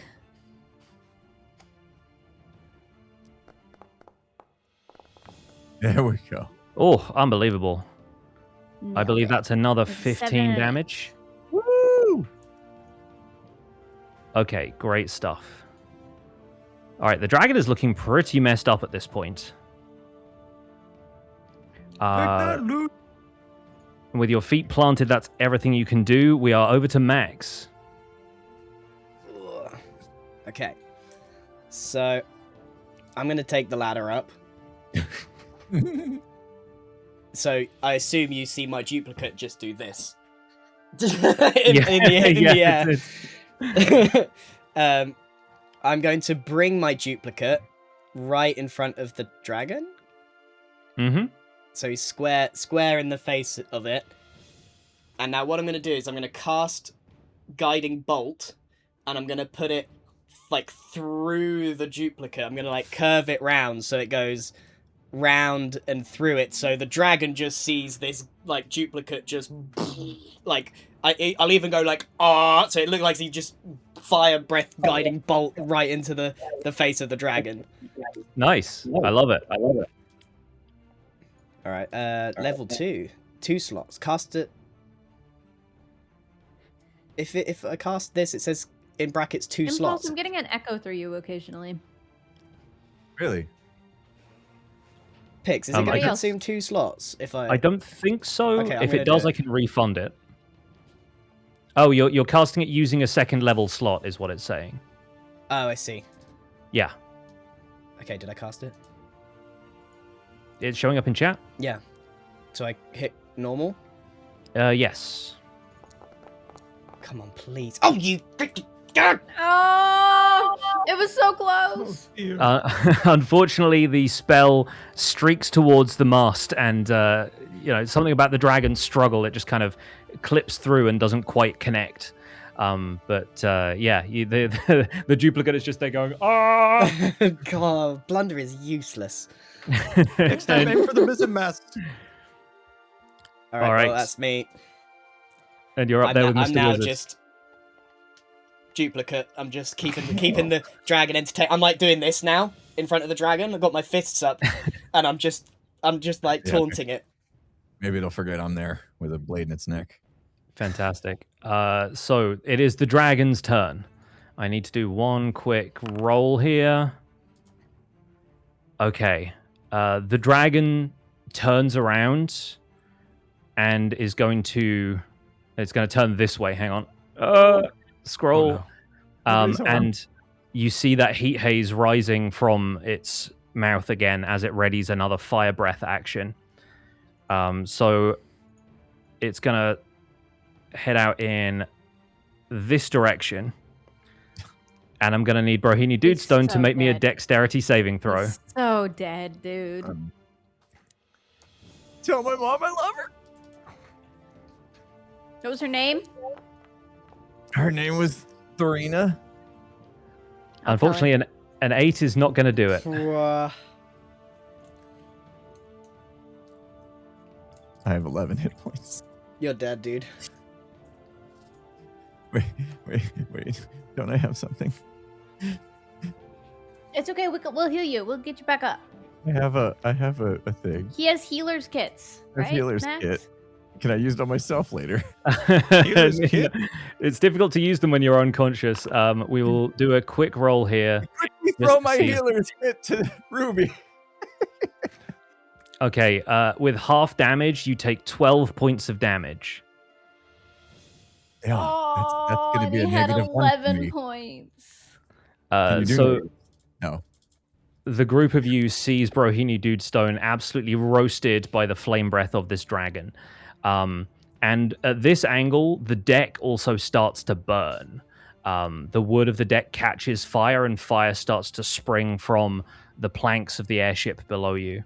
But unfortunately, yes, Brohini Dudestone is felled and lightly toasted by the dragon's fire breath. Wizard, we're gonna need that feather fall later.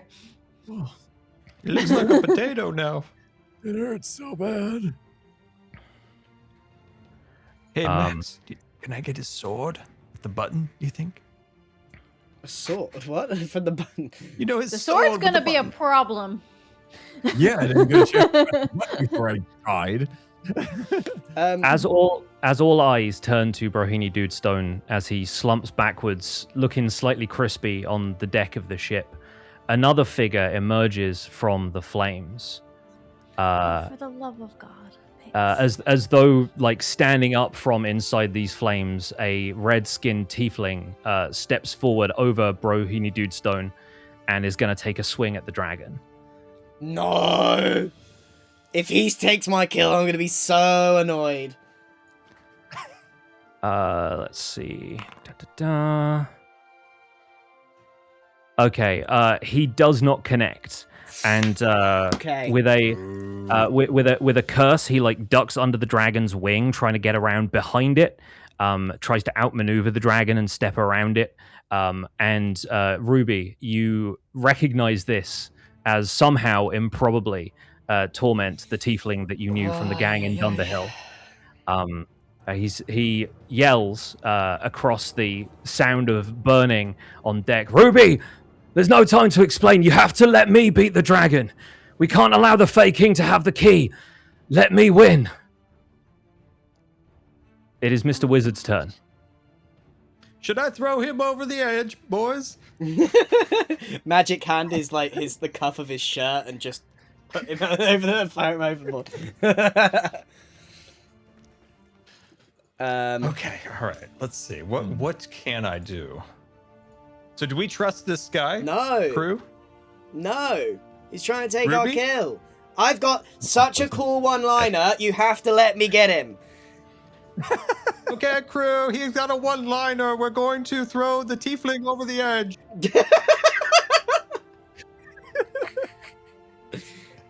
With the power of Magic Hand, I will throw him over the edge. I Okay. don't know that that's how that works. Okay. Mage Hand. I will read the description of this. The hand can't attack, activate magic items, or carry more than 10 pounds. Okay, it doesn't He's work. a little fella. He's not the same size as Ruby. He's He is massive. a normal, a medium creature. I Gonna tried. need more magic hands than that. Because What I if think I used a floating disc to knock him over the edge? I think he's focused the dragon. again, floating disc has to follow you around. Can you so magic yeah. missile the dragon?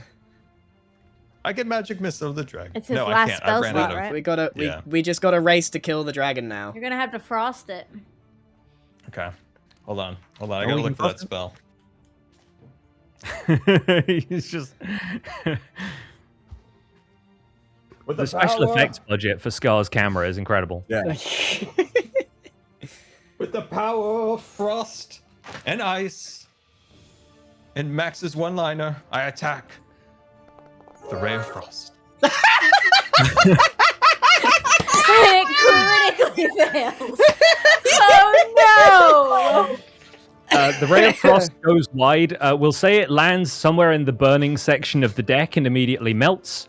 Probably between the legs of Brohini Dudestone. Well, it cooled him off a little bit. Is Mr. Wizard staying at the helm?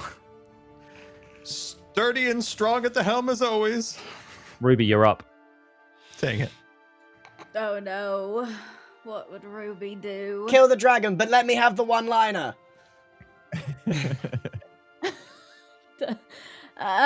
But Torment said, guys, what if Torment's right? What if the guy's the bad guy? He looks like the bad guy. He looks Yeah, he like does. me. I promise you I Exactly! can explain. You just need to let me get the points. No, you need to let me get the points. Ruby, remember, he's got a one-liner he wants to use. I don't know if I should team with you guys, who I just met a few weeks ago, or with Torment, who I've known all my whole life. There's more at stake here than one-liners, Ruby. Trust me. It's really good, Ruby. It's I've been building up to this. Don't take this away from me. Oh He'll dear. give you eggs. Oh dear. I'm in combat, so there's so little I can do. Kill the dragon. I think the faking's kind of cool. I think you're an idiot. Okay. I'll kill the dragon. I'll try to. I'm I'm sorry, ready. Torment. I just plant my feet and I do my blades. Okie doke. Give me that roll. Oh my god. Oh my god. That's a lot of dice, Oh and that's my a God. 27. That definitely hits. Go ahead and roll that Alright. damage. Some damage for you. Oh, That's big. And a sneak attack with that. Give me my sneak attack. Thank you, dice. okay. 9 plus 8. As the psychic knives streak out towards this dragon's throat, Gem, help me describe this dragon's final moments. The psychic knives go straight through its eyeball, flinging out of my hands. And I Leaving shout, no all trace. aboard the Blunderbuss! I scowl That's it? at him and cross my arms, and that's it. The That was dragon, one-liner? the dragon slumps to the ground, dead. Torment looks on in despair as the dragon's form keels over, and blaring out across the entire town, you hear the announcement say, "The deviled eggs receive 40 points." Woo! Taking your total to 56. I'm going to roll in a second to see what points the other teams scored, but Torment looks on in despair as we're going to end this encounter. We're out of initiative as the dragon Max, you gotta heal, bro. I'm ready. slumps to the ground. In fact, I think down the ladder. Bro's axe, since he's not had an opportunity to press the button a second time, continues on towards where Mr. Wizard and Max are standing and buries itself in the wood of the airship that starts to kind of like splinter and crack around the outside of it. Okay. I'll send my guy. Is he still here or is he gone? He's there. Like, I'm gonna send my pretty sure... duplicate to go and turn off, press the button. Okay, let me see what your duplicate can do. Can he actually touch stuff? As far as like interacting with things. Yeah. It is an illusion. It's intangible, so I don't think that will work. Okay. It can distract stuff.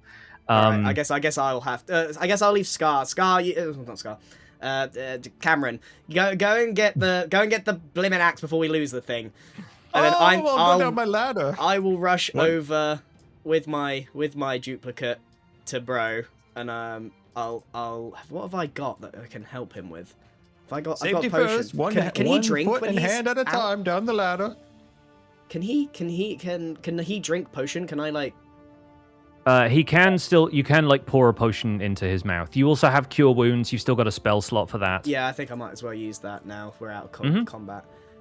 So yeah, can I'll cast... Mr. Wizard push the button on the sword? Yeah, Mr. Wizard, you push the button on the axe. The axe sort of falls forward in your hands. It's really heavy, and so I think it probably like collides with the deck as you struggle to hold it aloft. But it is otherwise no longer in a fixed point in midair, splintering its way through the ship. Okay, all right. I'm gonna cast Cure Wounds. I'll cast it as a level 1. Why not? I just need to get him back.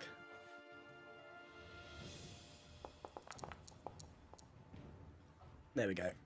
Wow. All right, bro, dude, you recover 16 hit points. Oh, thank you. And you wake up with fire spreading on the deck all around you. It wouldn't let me do -1, so should I just go to 16 or should just go to 16. Negatives don't really count. Basically, once you hit 0, that's the threshold. Okay. Obviously, if you hit like technically like if you take a ton of damage beyond that, there's a chance that you die outright. But like it wasn't enough to outright kill you in this case, so don't worry about it. Yeah. So you gasp awake on the deck of this airship, and flames kind of licking up from the deck around you. But Max is kneeling by you, having just cast Cure Wounds. If I'm allowed, I'm also going to do Create or Destroy Water on the fire. Okay, love that. Yeah, I mean, technically rounds of combat are supposed to be 6 seconds, so yeah, after 6 seconds, you're able to do another spell. So you can definitely cast Create, Destroy Water, and... Is this a spell I have? Yeah, it's a spell. Oh, yeah, it's a first level spell. Oh, yeah, I don't have any slots now, though. You can use a high level spell slot. Do I want to? Nah, I might let the ship burn. Is it, if we're out of combat, is it able to be a ritual? It'll take 10 minutes. Fire spreads pretty quickly. How bad is this fire?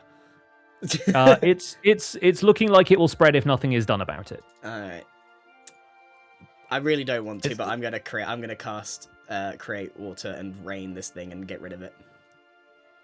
Okay, great. So yeah, you manage to extinguish a bunch of the water that you get 20 feet worth of water extinguishes all of the fire that's on the deck so far, so that's great. While you're doing that, Torment runs over to where Ruby is standing and says, "Well, I can't say that went the way I wanted, but it's good to see you again."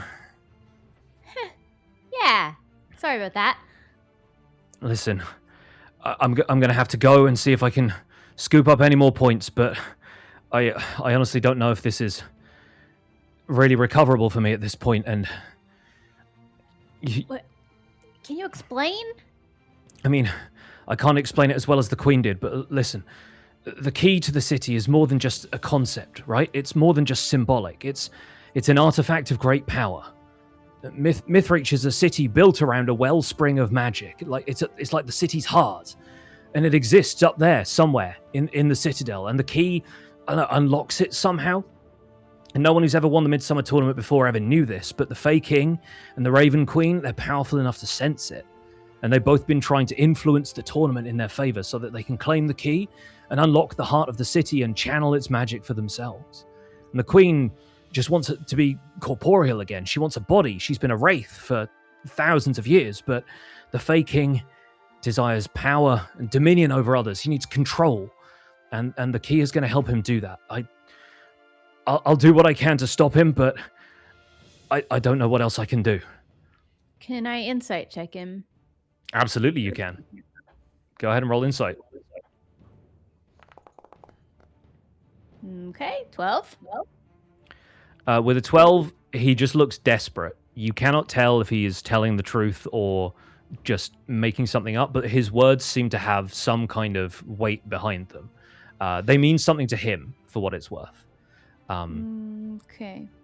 I can see that this is important. I will remember what you've said. I'll tell my friends. I know they look stupid, but they're good. We'll figure it out. He looks over, and me and my duplicate are doing this. And he says, I've got to go before this gets any worse. Hopefully we can catch up again soon. And he walks to the edge of the ship, and you see him basically dissolve into mist. He disappears. You need the ladder? Oh, never mind. Hey guys, that was my old mentor. Should we be worried about the fact that my axe is currently carving up the boat? No, wizard solved it. Okay. I pushed the button, bro. Welcome back. You look like I missed you. I was out potato for a little now. bit. Just taking a nap, I suppose. Max, thank you so much. Appreciate the save. In the background, I am going to roll just to see what the other teams have scored so far in the tournament. So continue to unpack the aftermath of the dragon fight here while I get on with that. Does anybody know how to land an airship? We jump! Oh. Feather falling style. I like it. Do we want to save it for future use? I think we wait until... Let's fly this thing over an inn and backflip off it into the inn and straight into bed. Max, that might be the best idea you've had all day. I like it. Do I need to use feather falling, Max? Can I walk up to Mr. Wizard and just see if any of his pockets he's not paying attention to? Absolutely, you can. Go ahead and roll. I think I'll dismiss. I'm going to wave goodbye to my duplicate and dismiss him. All right. Smile and wave. He's going to go, I'll turn off the rain as well, now that I assume that it's all extinguished. Yes. Is it sleight of hand? That would be sleight of hand, yes. And if Mr. Wizard wants to see if he notices this, go ahead and roll perception for me. I got a 25. Beat a 25. So if you manage to beat me, I'm going to be really offended. Whew. Close. It's pretty close. I Dirty think 20. I think Mr. Wizard turns at one point and you think he's noticed you, but you just stay behind him and actually he's just turning to see where Torment went. And you manage to sneak something out of his pocket. I'm going to roll a D100 to see what you get, and we'll look up the trinket table again. The trinket table. I love the trinket table. Yeah, of all of the wacky stuff in Mr. Wizard's satchel, the trinket table is going to be providing a lot of that.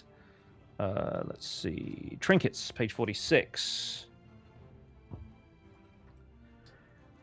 Might be a good time for an ad break after this. Yeah, this seems like an ad break time. Because I also want to just check what the dragon has, if anything. Yes. All right, we'll run some ads, and when we come back, we'll deal with the aftermath of the tournament. Oh, let's do mine. I'm gonna go. My death need reset now. Yes. Sorry about that. I need to deal with the. Yeah. We got lots going on. Oh, the drama, friends. The drama. Wouldn't be a D&D session without Bro Dude going down in combat. Seriously, it's like every time. While I think of it as well, I will also set up the text for the Gnomish Great Axe so it has the immovable rod description as part of it, because I now have that right here. I'm sure I would have rolled better if I got that ale I was asking for.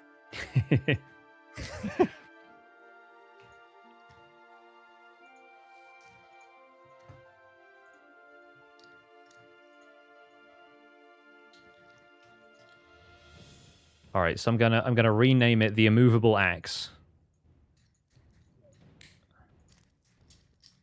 That was not what I was expecting, I'll tell you that.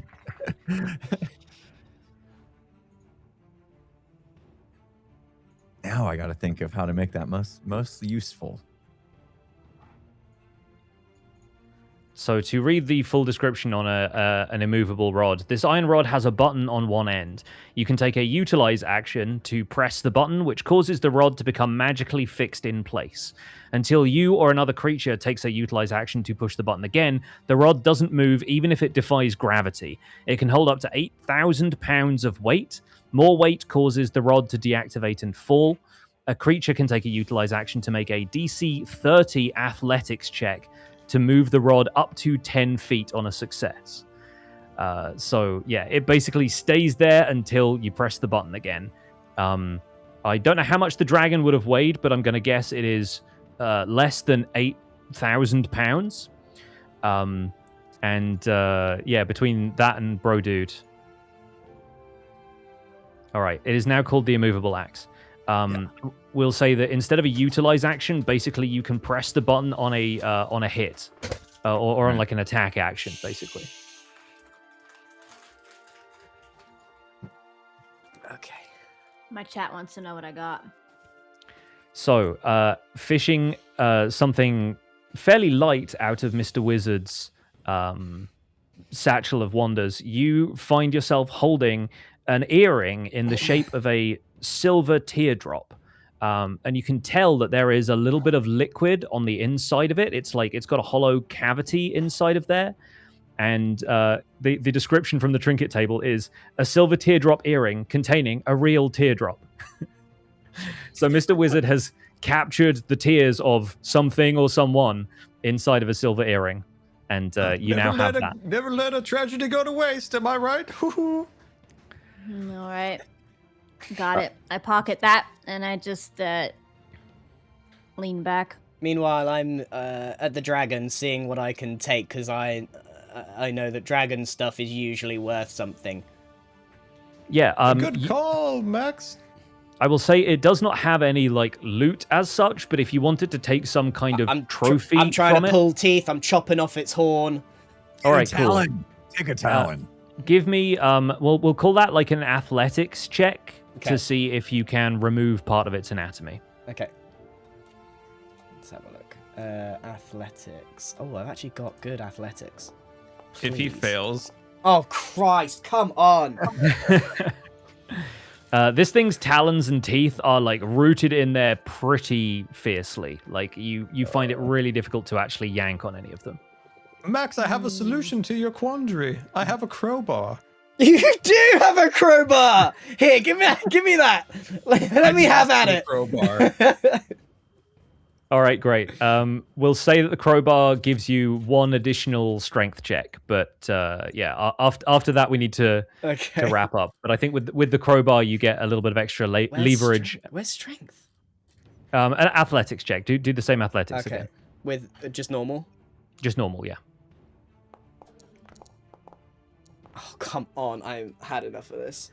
I think on a 12 you're able to like work something free, like a small tooth or like the pinky toe talon. Okay, good. So decide for yourself what it is, but it's like a very, very small kind of trinket. This is only a wormling dragon, so maybe you've got like a milk tooth, like a baby tooth that's kind of a little bit loose already.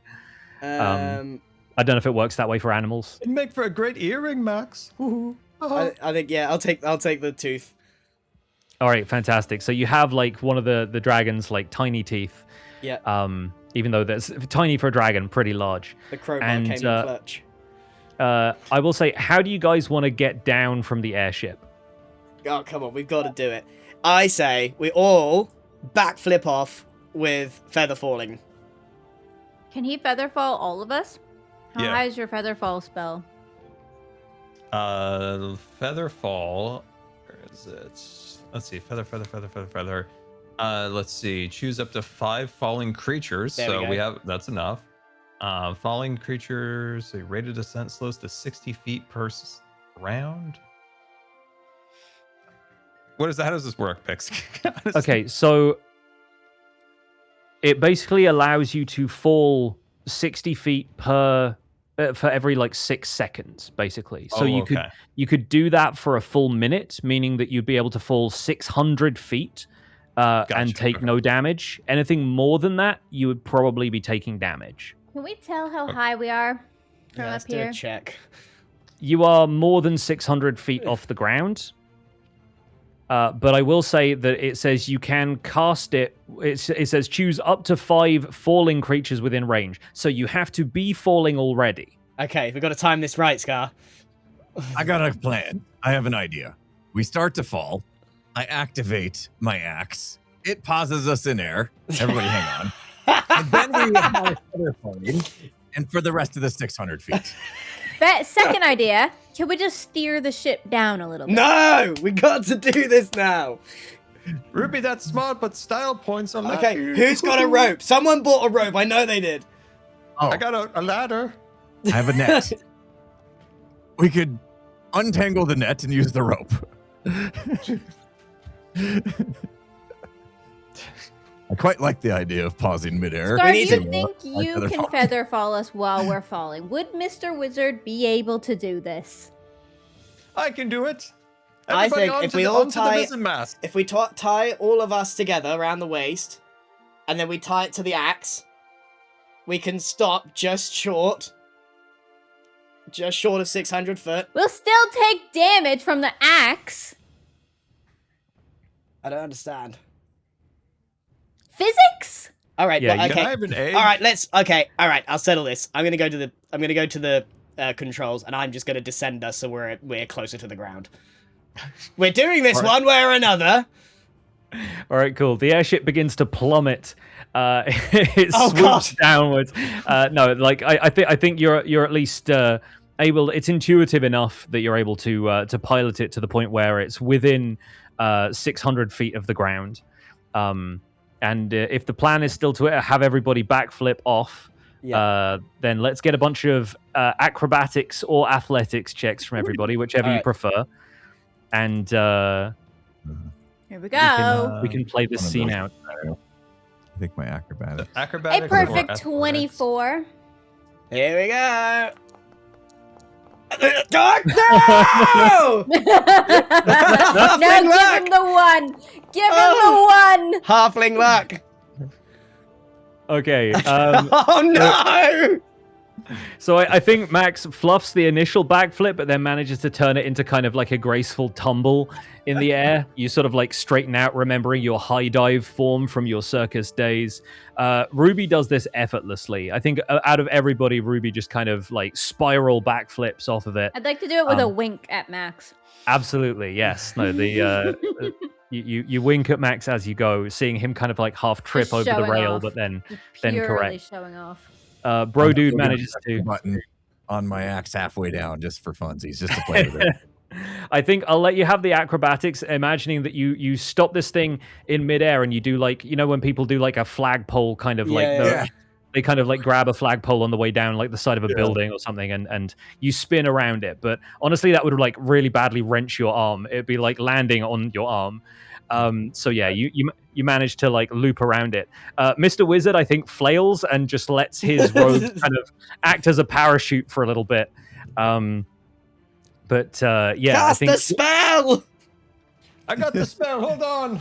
I gotta get my He's book. getting his book out in midair. yeah, the pages are just like flapping. Occasional You pages kind of. you didn't think to look before we jumped. I have to remember the words. The pages like flap and some of them like fly out. Wizard, just, do like, it! Torn sheets of paper, leaving a trail behind you in the air. You can't even read! Sometimes I can, depending. And as Mr. Wizard completes the spell, you all feel yourselves slowing from this rush of air to this sort of more gentle breeze. and everybody alights on the ground, sort of toes touching down as the sound of a horn rings out across the entire city, and you hear, "The tournament is now over, and the scores will be declared shortly. All adventurers, please return to your starting positions and await the announcement from the tournament organizers." And as you make your way back to the market district, you sort of wander through the streets, and you see occasionally people moving, but the street is pretty clear of monsters at this point, and you start to see a few kind of cleanup crews in robes and things carting away some of the zombies, the carrion crawler that you defeated. They're being dragged out of the market square in the process of you getting back to your starting position. And before long, you hear, "We have a winner, folks. From bottom of the order, Life's Little Ironbeards and the Deep Shadow both have 25 points. Next, we have Rogue's Gallery with 29. Fortune's Folly with 32. Oops All Birds with 33. The Sellsword Duo with 37. Coming in second place, the Desert Wind with 43 points. But your winners and tournament champions, the Deviled Eggs." You hear cheers coming from inside houses, and occasionally people kind of opening windows, scrambling on rooftops to get a look at the champions as magical ticker tape rains down from the sky. And you hear the announcement say, "All of our competitors will be invited to the Challengers Feast tomorrow at the Mythreach Citadel. For now, return to your accommodations and look forward to the presentation ceremony tomorrow." Woo-hoo. And the Mythreach Summer Tournament concludes.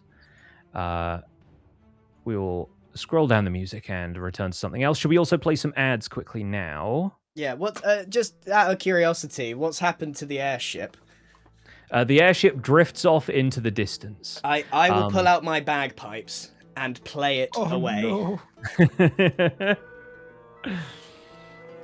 All right, that'll play us into the ads. I cannot. I don't know why I can't run ads. You might have already run some. Even the last one I couldn't. And while the ads are running, I'm just going to quickly go and grab some more water, so bear with me. No, right. Mm-hmm. It was a good fight, everyone. Am I still echoing, Jem? Test? Am I still echoing? No, you're fine. Yeah. What? On occasion, you do for me. I wonder if it's just like... It's not every time, but when I'm loud, I hear myself twice in your mic. Yeah, same. Somehow be picking up my earbuds or something? That's crazy. Never had that happen. Did you like my one-liner? All aboard what was it? All aboard the Blunderbuss, which it is was what I... used on my kill. Yeah, but I wasn't You didn't even... Did you do damage this time? No, sir. No, sir, Reebok. You're still not in triple digits on damage for this entire campaign. My time will come. Mr. Wizard was let down by the one-liner. It's a great one-liner. What are you talking about? I've been trying to call us the Blunderbuss, which is, the pirates style musket. Yeah. But the pun is that it's a blunderbuss, and we're getting on board with it. I didn't catch it. I was passed You're a out. silly goose. I didn't catch it either. Wow. Can't believe. Been a rough day for me. No whale. My wit outside. is wasted on you.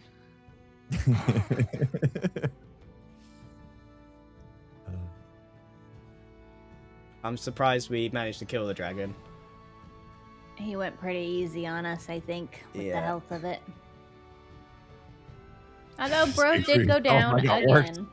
Bro did die, nearly. The rest of us could have taken a turn taking hits, though. We could have lasted a couple more rounds. Tried with my guy to distract. You did.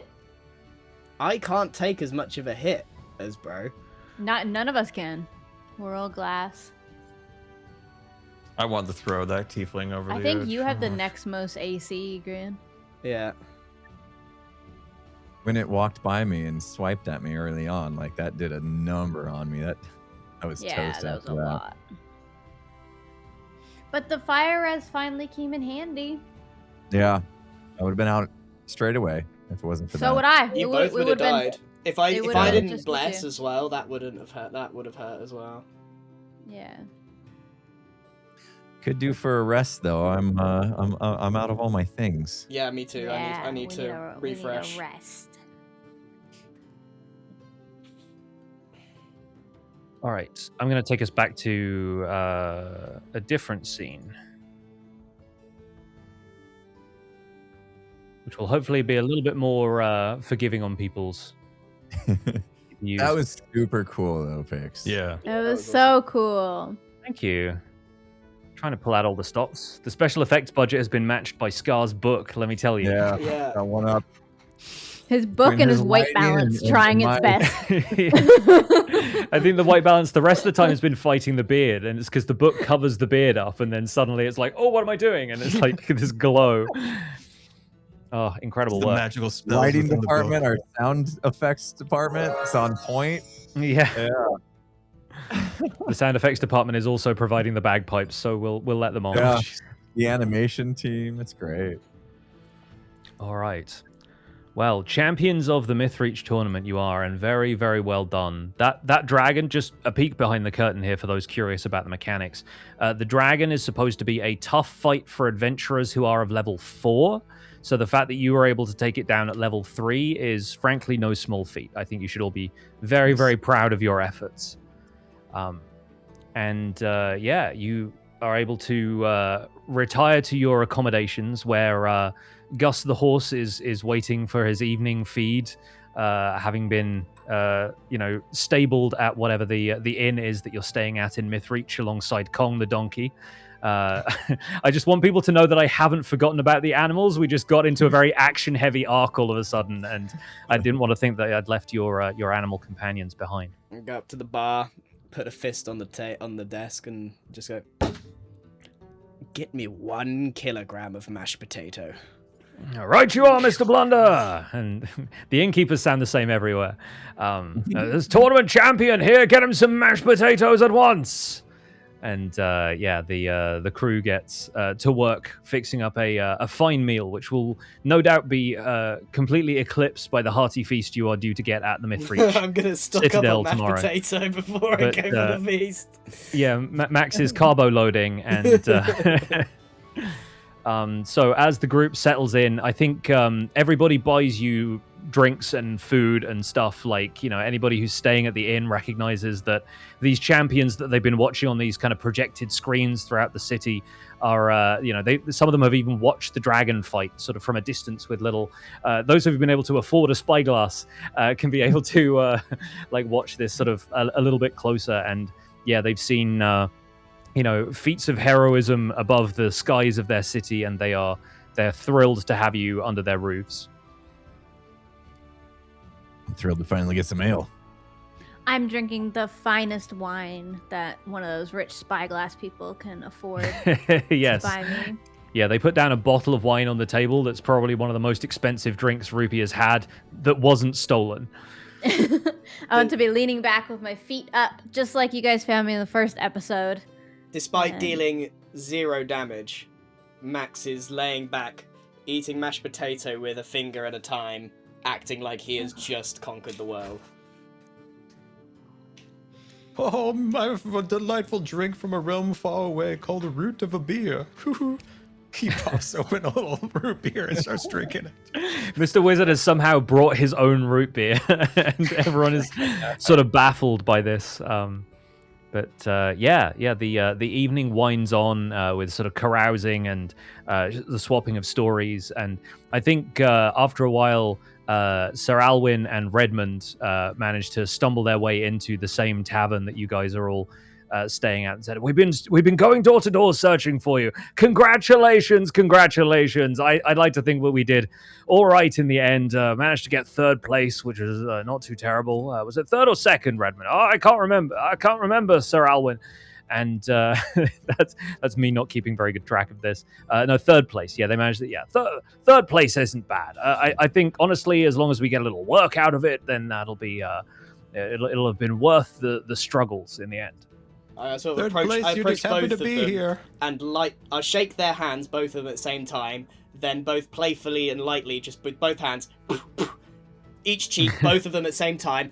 That's for stealing my zombies. Hey, listen. It was all fair game. The tournament was afoot, and we did what we can. It's not like you needed it anyway. You're out here taking down dragons in the skies. We might not have had to.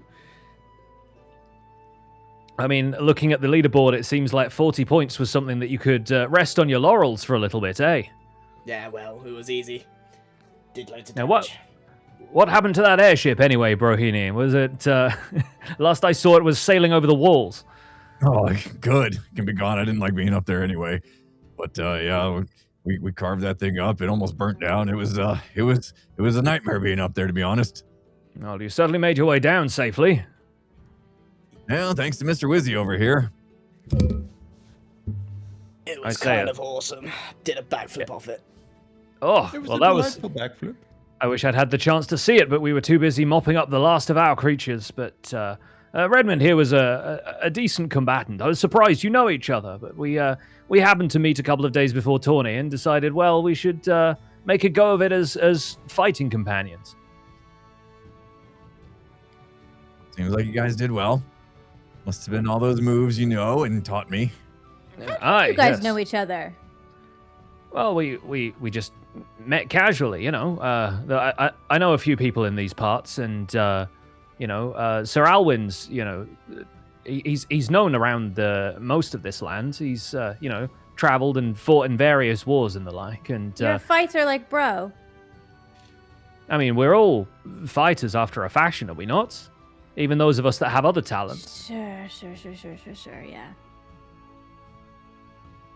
I'm more of a lover than a fighter.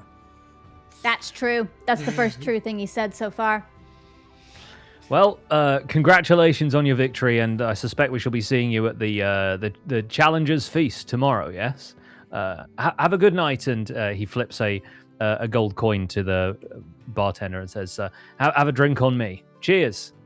And Redmond and Sir Alwyn bow their way out and leave the rest of you to it. I'll take the gold coin straight from the bar and put it in my pocket because I have no money. All right.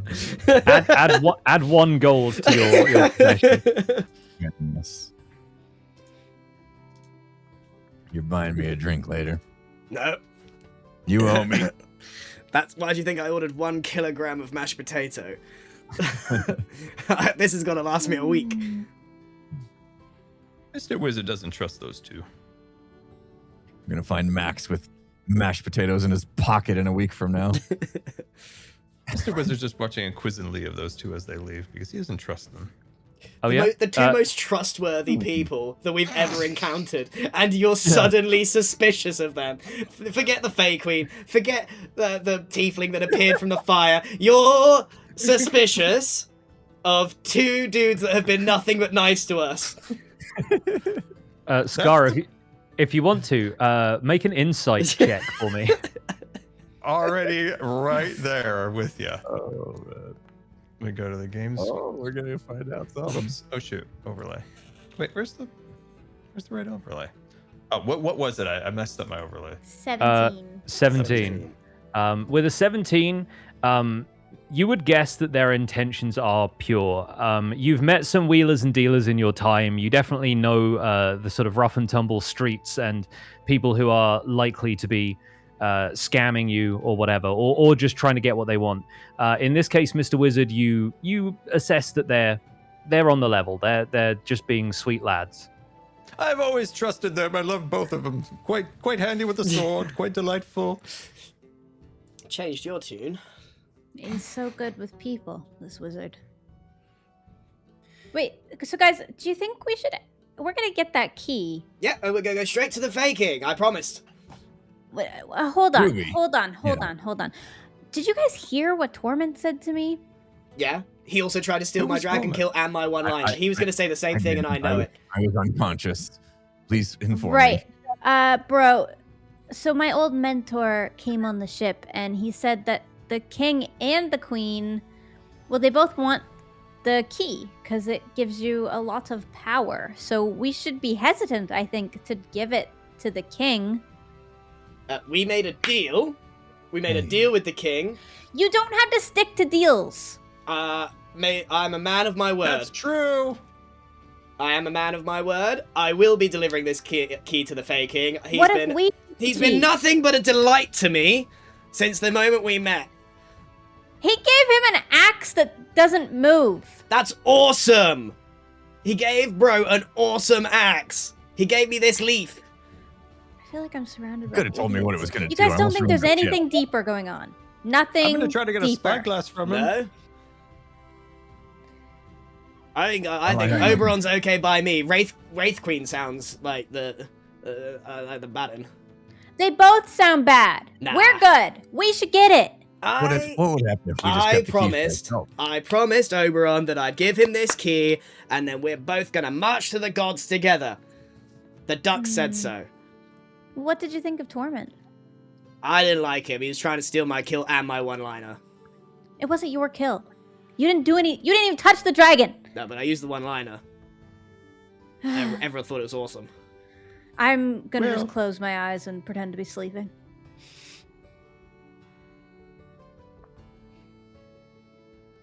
Yeah, that was very fun day, I suppose. I'm exhausted. Stupid Max. So everybody heads to bed. Their bellies full. The wine and ale settling in nicely. And the following day, the four of you make your way to the central citadel, where you're welcomed in at the gates by somebody who seems to be doing some sort of like warding spell on the entrance, and they say, "Oh no, come on in. You're the champions, of course. Don't worry. Since we have your signature in the ledger for the tournament signups, you see, you'll be able to pass through this ward easily. You'll be able to come and go as you please. So no worries. Come on in. The feast awaits. There's plenty of food and drink on the tables, and you'll be able to meet some of the other tournament participants that you didn't get to meet before, if you like, plus some of the visiting dignitaries, and I believe the queen and the prince regent himself will be making an appearance as well. So I'm sure that they'll be excited to award you your grand prize. Congratulations again, and welcome to the Citadel." Thank you. And you're ushered in by somebody wearing blue robes. Should we do a long rest on our button? Yes, you've absolutely earned yourselves a long rest. So go ahead, open up your character sheets. Long rest. Yeah, the little campsite button at the top. Yep. Go. I am healed. For now. And thank goodness for that. It's all back. So the four of you make your way into the Mythreach Citadel, and feeling refreshed from the night's meal, you get ushered into a banquet hall, and there are long tables everywhere with kind of food laid out buffet style. You know, your standard like turkey legs here, and like mounds of vegetables and sweet treats and cakes, and the centerpieces in almost like cornucopia of food. And around the hall already, this is sort of, I want to say it's like around midday, so this is just like a big lunch that's being put on for you, basically.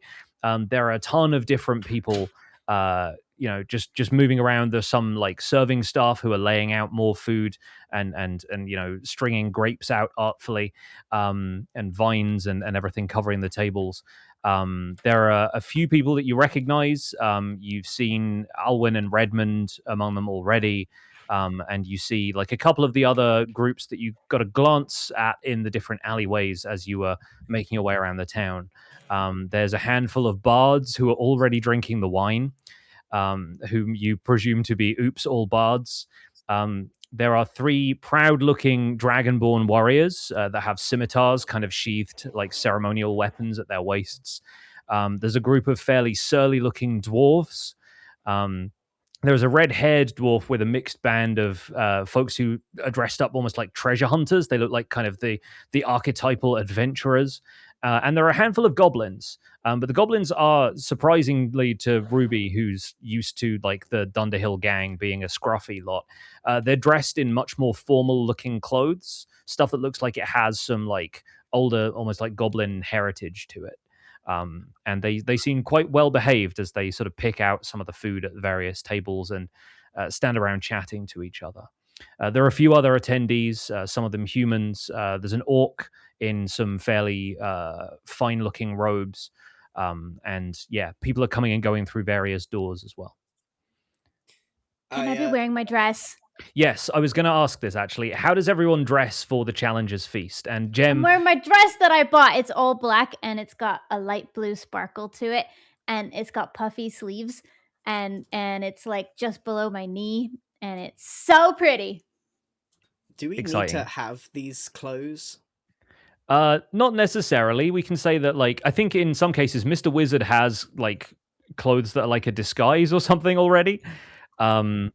But if Max wants to show up as Max, then you can. We could also like retcon and say that you've gone shopping and like got some clothes from the city, but you also have 2 costumes in your inventory, so those can be basically whatever you'd like them to be. I do have fine clothes in my inventory. I think I absolutely put those on. Yeah. What do Mr. Wizard's fine clothes look like, Scar? Very ruffly, a big ruffle. Furry thing around the neck. Very furry. Mr. Very Wizard furry. shows up in a Jacobean ruff. I love it. Very long cloak. It runs on the floor, and there's little crystals on the end. So as he walks, there's like a little like trinkle sound. It's like, oh, lovely. He sounds like a wind chime. Yeah, exactly.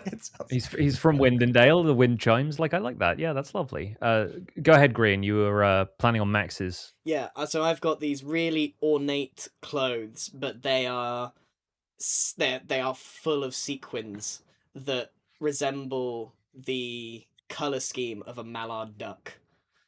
Oh, interesting. It flows Okay. all the way to the floor, and I've got that really, like, the green bit is really like shiny. Emerald green. Yeah, emerald green is really shiny. Beautiful. I like the idea of it also having like slight, almost like wings when you open your arms out a little bit. It's got the kind of like dangly bits that are a little bit like feathers. Yeah.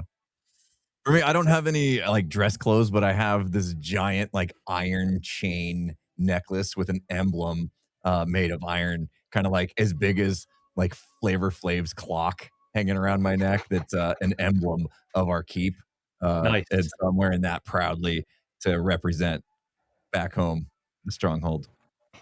I think seeing that one of the dwarves from the group of kind of like surly looking dwarves comes over and says, "Are you from Smolderhold?" I am, you know of it. Ah, of course we know of Smolderhold. Ah, I'm Thad Ironbeard, and he gives you like the bro fist, like kind of clasp, and it's like, oh, pleasure to make your acquaintance. We've not seen a lad from Smolderhold in some time. Welcome in, and you here with the champions and all. Oh, well, good to see you doing Dwarven kind proud, lad. Oh, thank you. We had a bit of luck, but also we are a very talented group. You seem to be. It's a mix of everything that gets the job done, isn't it? Sure is. Hey, come over here and talk to the lads. Lads, here, this lad's from Smolderhold. What's your name, lad? Hi, I'm Rohini Dudestone, but you can call me Bro Dude. Oh, Bro Dude. Oh, lovely to make your acquaintance. And everyone kind of immediately, you're like inducted into this group of dwarves and you're all like swapping stories. A mug of ale is thrust into your hand and the group of you are immediately thick as thieves. Nice. My people. I go and grab 3 glasses of wine or whatever is available, and I just waltz straight over to the bards, and I just go, "Hey!" And the bards go, "Hey!" And I just kick off immediately. I was like, I'm something of a musician myself. And are you really? Oh, goodness me! What's your instrument, lad? Pull back my wing, bagpipes. Show them my bag and my pipes. My goodness, it's been a while since I've seen somebody's pipes. Not for lack of trying, let me tell you.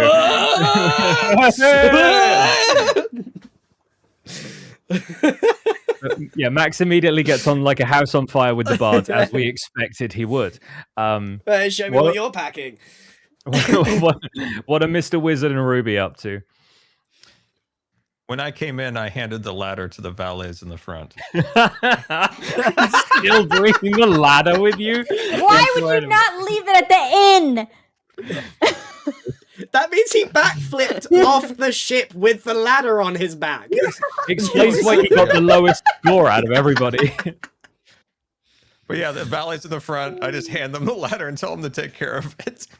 They immediately say, yes, sir, and march off, like, carrying the ladder, like, you know, somebody's going to run into that later in some sort of, like, comedy slapstick bit. So, yes. Ruby's looking for Torment in the room, because he was a competitor. He should be here. Interestingly, give me a perception check. I say interestingly and then immediately make you roll dice. I'm so sorry.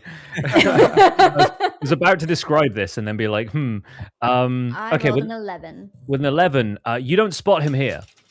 He does not seem to be present, and you kind of like look around just in case anybody's like, in case he's hiding in a shadowy corner or something like that, but there's no sign of him. At least not yet. Any other rooms?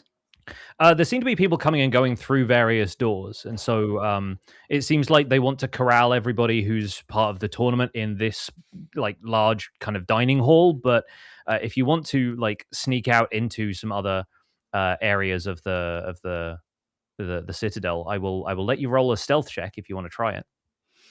No, I'll stay here and go up to the goblins and speak in their language and ask them if they've seen a tiefling. Oh, sorry, rare to meet somebody who speaks the home tongue. No, we've not seen a tiefling. There was one in the tournament, I believe, but it seems like he's not really shown his face yet. Thank you for your help. Why do you speak so proper? I mean, we're here to represent goblin kind, and I feel like goblins have been getting a bad rap for a while. You know, we're here really to show them that there are other goblins than just the skullduggery, hiding in caves, sneaking out and stabbing things kind. Not that we did plenty of stabbing things yesterday, but sanctioned stabbing is what we're about. Sanctioned stabbing. You are the most interesting goblins I've possibly ever met. Well, thank you. We take that to be a compliment. It is. I'd like to just carry on wandering around waiting for Torment to come in. Sure. Yeah, I think as you're like picking over some stuff at the various tables, what kind of food catches Ruby's eye? What's the kind of stuff that she'd pick out from like a long banqueting table? Berries.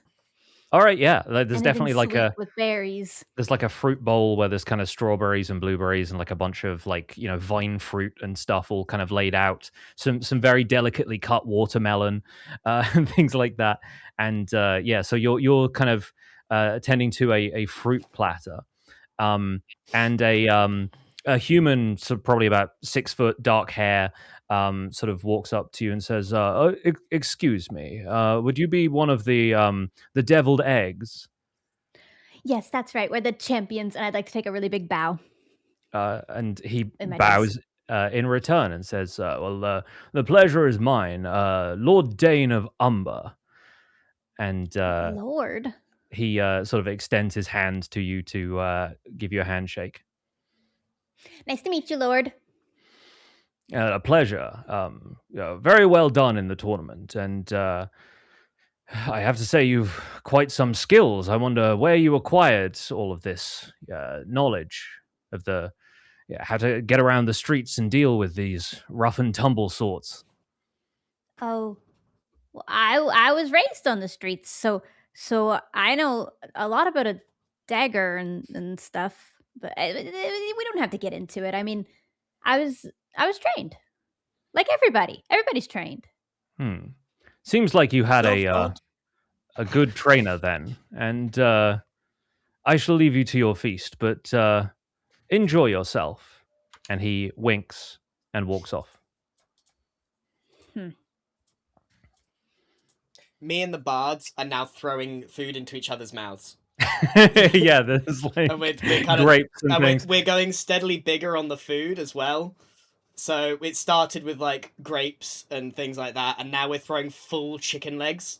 It's definitely graduated up through eggs and things. It is now like there's definitely like a full bowl of boiled eggs in here somewhere. But yeah, the chicken leg toss is going, let's say, less well. Fellas, throw it. I want you to throw one. I'm backflip. Watch this. All right, give me an acrobatics check. This. Ready? 3, 2, 1. Hey! Well, that's a 19. 19. That's I think this goes over so well with the bards. They've never seen anything like it. A couple of them immediately take out like pads and start scribbling down. Like I shall relate this tale later, but I need to get all the particulars. What was he wearing? And like kind of sketching the outfit and everything. And you're still the toast of the group of bards.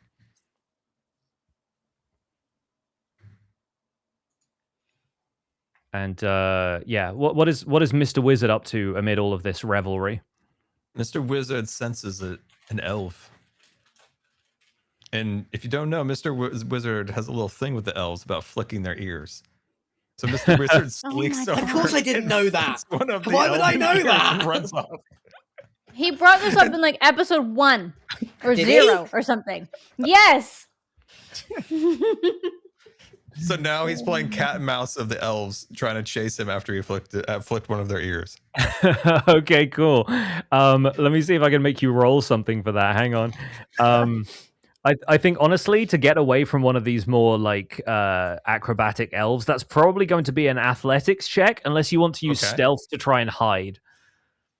I think Mr. Wizard's going to hide under a table. Okay, fantastic. Give me a stealth check. He's 7 feet tall. These are long tables. It's a 13.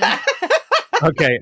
With a 13, I think you're not confident in your hiding place, but the rest of you see Mr. Wizard get under a table, but mostly because you're looking out for him just in case he makes a mischief of himself.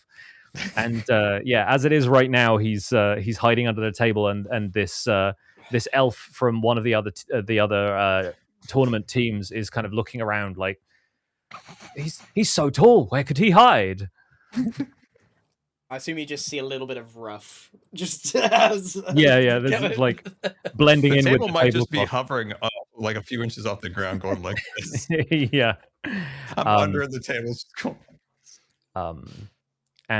So a few more guests get announced as there's like a butler by the door who's announcing a couple of the minor nobility as they walk in. You hear a voice say, announcing Idris Ghost, Archmage to the Queen. And a guy in like very kind of bright blue robes walks in. He's clearly like a practiced magician, a wizard. And he sort of steps into sort of mild applause from various people. I think a few more people are more interested in the food than they are the other guests. He sort of takes up a position somewhere sort of near some of the other doors, just kind of watches the revelry unfold rather than participating himself. A couple of minutes later, you hear presenting Chancellor Florian Greyfish, and a well-dressed orc walks in and sort of gives a brief bow and then goes off to get some food from the tables. Me and the bards are now like doing a little song about every name that comes through the door. Mm-hmm. And a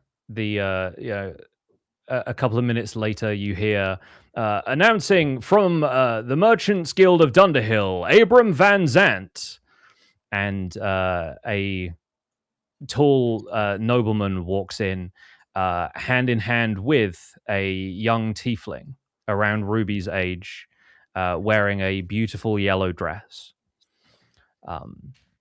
Mr. Wizard did take note of the merchant. And they sort of join some of the other nobility. They spend a little bit of time talking to Lord Dane of Umber, and then just kind of picking at the food here and there. They're clearly not there to just like feast, but they fall into conversation with some of the other nobles, kind of talking here and there. And shortly thereafter, you hear presenting my lord, and you see Oberon step into the room, and he says, "Please, I will introduce myself, Elan, the Duke of Flowers." And he bows in this kind of grand sweeping gesture to the rest of the room. A few people sort of look confused and kind of glazed over at the appearance of this man, but then just kind of go back to what they were doing. And I think he comes up to Ruby first and says, "A splendid display." Yes. Aren't you lucky? I am. I consider myself a very lucky man.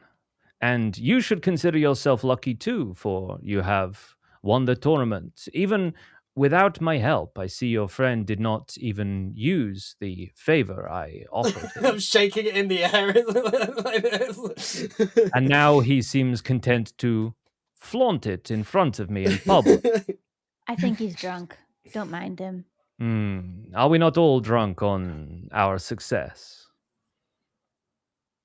Yes. Oh, I'm very drunk. Thank you for asking. I'm going to come in and say Ruby again, Iana! And there's a big bow. Good to see you again. And where is our friend, Mr. Wizard? He is conspicuously absent, although by the table that is shaking over there, I presume he has also had much to drink. No. The table thuds down, and then I slink under the thing and pop up. An elf immediately goes, "There he is!" and like starts chasing after you.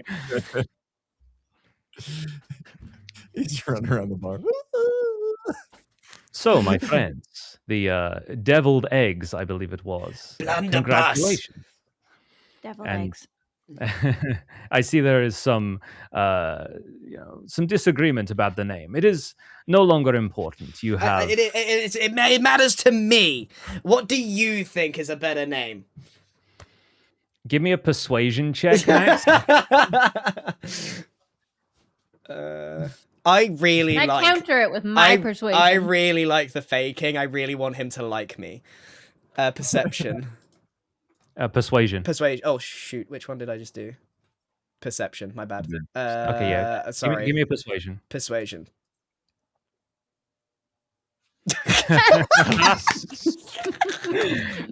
Okay, read the numbers because I don't have it on. It's Android. 3. Hey. 3. Yeah. So he goes. No, the deviled eggs is much cleverer. It does not just focus on the one. It is the tiefling among you, and also the appetite of the other 3. I see it as an excellent name. He didn't hear the one-liner. He wasn't there. He wasn't there. Oh, I was watching. I may not have been there in person. So but you I saw how he didn't even touch the dragon. Indeed. I think it is a wise man that keeps his distance from such a creature. He did save my life. That he did. And your bravery should not be understated. That was quite the performance. And I do love a performance. Yeah, you see the backflip? I did indeed see the backflip. And tell me, how did you enjoy the axe that I had Puck procure for you? Oh, that axe was great. I had a great time with it. However, next time would like to know what the button does beforehand, because that took me by a bit of surprise. Surely surprise is the joy of discovery, yes? You're so right, Ilyana. You're so right. Very much so. And Mr. Wizard, if I could catch you for one moment as your companion, please go and bother someone else to this elf. And the elf just immediately turns and goes and starts picking on a dwarf that's on the other side of the room, bringing up some ancestral grudge or other. He says, "So tell me, my enchanted friend, did you enjoy your first proper trip into the skies?" Oh, I love soaring through the skies. You should have seen me. I had the mizzen-mast wrapped around my hand and the throttle, and we soared through the clouds. I had everybody on my ladder. Did you see my ladder, by the way, King? Myth King? King? I was surprised how much the ladder featured, quite honestly. And I am surprised that even after this excursion on an airship, you are still confused about what a mizzenmast is. No, you're confused. That's how we control the ship, of course. I sort of go over to him. I go, I don't think he knows what a mizzenmast is. But such enthusiasm is to be commended. Now, King, can I ask a quick question? Of course. Why is the cost of a spyglass so great in this land? I suspect it is the difficulty of smoothing the lenses to make it possible to see through, yes? I have seen there are great observatories throughout the land. They are some of the most rich institutions. To witness the stars at such a distance, it takes great skill in manufacture. I've always wanted to see the Crystal Rock Observatory. It's a long ways away, it is. Maybe you will travel there one day and glimpse the stars for yourself. Would you happen to have enough coin for a spyglass for an old wizard like me? No, he owes me the coin from this tournament. Yes, soon enough, Miss Nix will have enough gold to buy you 2 spyglasses. But I won't. I won't. Indeed, it would be more prudent to spend it on something other than a pair of, to coin a phrase, binoculars. I can do feats. I can put my leg behind my head. Nobody asked for that. It seems like this is perhaps why he needs a ladder to so that he can rise even further above this crowd. Yes. Still, enjoy your time. Be merry, and thank you once again for winning the tournament for me. I expect that the prize shall be awarded soon. Oberon, question. Do you know Ilyana, bro, Ilyana. What's on? His name's Ilyana. Ileana. Amongst this company, yes. Oh, I see. Do you know if this prize will entail any sort of trophies or ribbons that I could take back to Smolderhold to prove how great of a fighter I am? Let me make you this deal. If the key has a ribbon attached to it, I will let you have that as long as I get to keep the key. All right, deal. I like that. Thank you. Very well, my friends. I shall go and meet some of the other competitors and give them my commiserations. And he turns on his heel and walks off. Well, I didn't expect to see him here. Yeah, it was kind of weird. You know, when you see someone out of context, you know, like you see your tutor when you're going shopping for fruit. Do you know what I mean? Like it's just weird. That was such a weird statement he just made. I lost my train of thought. I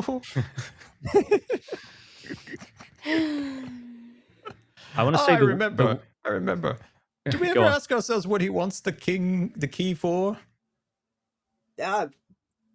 Torment told us what he wants the key for. It's got some special power of some sort. Yeah, look, he wants to take over. That's cool with me. It's better than the shadow, right? If I had to choose between the flowers and the shadow, I'd go for the flowers every time. Do you have what allergies if you had like to I choose do? you? Me? Yeah. I never choose me. I'm selfless. I do the biggest eye roll that's ever been done. As the guests continue to circulate, does anybody want to talk to anybody else whilst we kind of have this ballroom scene currently in progress? Does Max just go straight back to the bards? Oh yeah, I just keep an eye on Ilyana, look at over there, and just in case that he catches my eye, but I just go straight back to the bards. Your turn. You do backflips. Hey! Hey! Hang on, one second. Let me find somebody I can do a backflip with. Meanwhile, I'll go back and have another round of ale with my boys. Yeah, I want to look for Amity. The backflip that is performed is not nearly as good as Max's, but everyone still cheers as this guy sort of stumbles his way through a backflip. We all blunder at some point. Hey, lads! Hey! And Brohini continues drinking. I imagine that elf sort of snaps out of their daze and goes chasing after Mr. Wizard. And Ruby, I think you're looking around for Amity, and you feel a hand on your arm. And you hear a voice that you haven't heard for a little while at this point. But she says, I thought it was you. Amity. What brings you here? I mean, the tournament, obviously, but I haven't seen you for weeks. I thought you'd still be around Underhill. No, I left town. Work kind of dried up there and stuff. And plus, I heard what happened at the merchant's house. So, I thought I'd better get out of town and find new employment. We killed a dragon. It was great. Yes, you certainly did. And oh gosh, I mean, like the business at Father's house was awful. I know, but I mean, there's no need that it should have driven you out of town. I mean, I suppose the life of an adventurer, it's all sort of go and everything. But it's lovely to see you again. Oh, it's good to see you too. How have you been?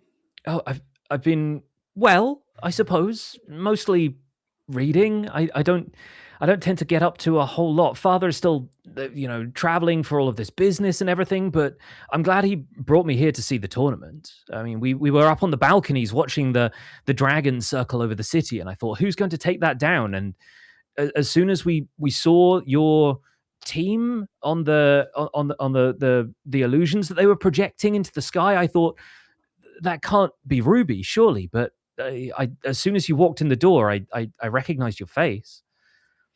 Yeah, I've learned so much. Oh, do you want to see a trick? I can make a dagger in my hand.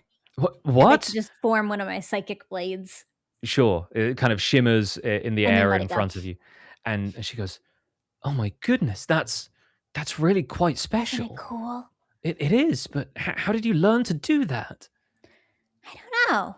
I guess it just sort of always, I could always do it probably, but it's like it unlocked something in me when I finally decided to adventure. Wow. Well, I guess there's more to the world out there than I ever dreamed of. And as she says that, her father, or I suppose adopted father, Abram, sort of comes back around and lays a hand on her shoulder and says, oh, my dear, I see you've found somebody to chat to. It's lovely to see another well-appointed young lady here, and sort of gestures to Ruby and says, please allow me, Abram Van Zandt, but I believe you know my daughter already. Oh, yes, I used to live in Dunderhill, so we became friends. We met at the market once. We love shopping, don't we, Amity? Yes, absolutely. And you must tell me where you got this dress. It's beautiful. Oh, I got it out of town, a couple towns over. Don't remember what it was called. It doesn't matter. I mean, it's a pretty generic dress. You could probably find one here. Oh, no, but I think you're wearing it so well. And Abraham sort of laughs and says, yes, well, I'm sure we'll be able to find something similar. We'll get the tailor to work on it for you, Amity, if that's the kind of thing you like. And they just sort of continue sort of trading off pleasantries with Ruby. Yeah, Ruby is desperately trying to keep up, but she is not used to speaking with people who are so well off. Mm-hmm. Yeah, there's definitely like you can sense like the class divide a little bit as they continue to chat about Abram starts talking about his travels and business dealings and stuff, the kind of stuff that dads talk about even when their daughters are just completely bored. It's like the world of work consumes him, and after a while, you are all interrupted by the announcement by the butler at the door again, saying, announcing Her Majesty Queen Liaqua Andros and the Prince Regent Matin Andros. And, everyone stops and sort of applauds politely as a dark-skinned human woman with long curls and this light blue dress sort of walks in.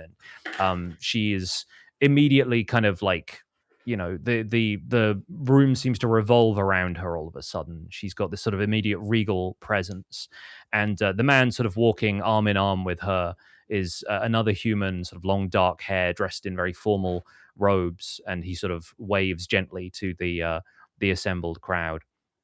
And the Queen says, "Today we celebrate another successful midsummer tournament, and we have a prize for our winners. Could the members of the Deviled Eggs Blunderbuss. please step forward?" I just give the bards my several drinks and stuff, pat them on the back, and proudly strut over. Mr. Wizard emerges from behind another table or something, probably. I grab Mr. Wizard on the way, grab him from behind something, and drag him out. Nice. He's holding a croissant. Ruby skips forward. Bro dude detaches himself from the group of dwarves. Yep. See you guys later. It's been fun. You're off to get your prize money now, lads. And yeah. Hopefully lots of it. The Queen, sort of keeping a respectful distance, a royal distance, sort of gestures to the Chancellor, the orc who came in earlier, and he brings forward on like a velvet cushion this ornate gold key. It's a larger than life kind of size key. It's like wrapped with filigree designs all around the sort of handle, and the head of it is sort of divided almost like like it kind of pretzels inwards and does like kind of a lot of different patterns. And the actual head of the key is like decently chunky. And it is wrapped in a couple of light blue ribbons, the sort of colors of the Mithreach heraldry. This is accompanied by a massive bag that jingles even as he's holding it and walking with it, and says, "To the Deviled Eggs, we present the prize of 2,000 gold pieces and the key to the city." And the whole room breaks out into spontaneous, rapturous applause, and even the Queen and the Prince Regent give you like a polite kind of gloved clap. Woo! As the whole room celebrates your victory. And the Queen says, "Well, now, my husband and I have other business of state to attend to, but consider this a home for you and a feasting room for you until you have drank and eaten your fill. And then we hope to see you again at the next midsummer tournament. For now, farewell." And the two of them turn and walk out, accompanied by the Chancellor. So who has the key right now? Which of you would like to have collected it? Well, I'll take it. I'll rush Sure, you forward can and carry take that a big key. key. Well, Man, is it looks like pretty this heavy. big? I could Like probably this? do it. Like this? Yeah, huge? I'd say it's like a decent, like it's pretty large, yeah. I put it on gesture Lizzie's to the hoverboard, bards and I dude. go, "Hey! Yeah, they go,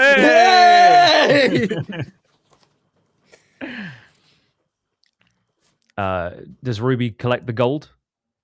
Ruby collects all of the gold All right. and puts it in her purse. Add 2,000 gold to your inventory. Woo! 100% of the gold.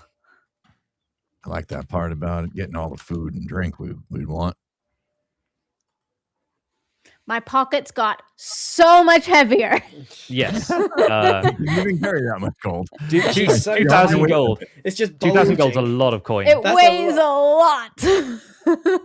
Yes. We can work out later if you exchange that for like platinum and like you just divide the number by 10. But either way, yeah, like the rest of the room is quite keen to sort of gather around you and kind of like clap you on the back and you know, take catch a glance at the key. I think a couple of the goblins sort of look in the direction of Ruby's pouch of 2,000 gold, but then kind of shake their heads and turn back to the food. I squint my eyes at them. Yeah.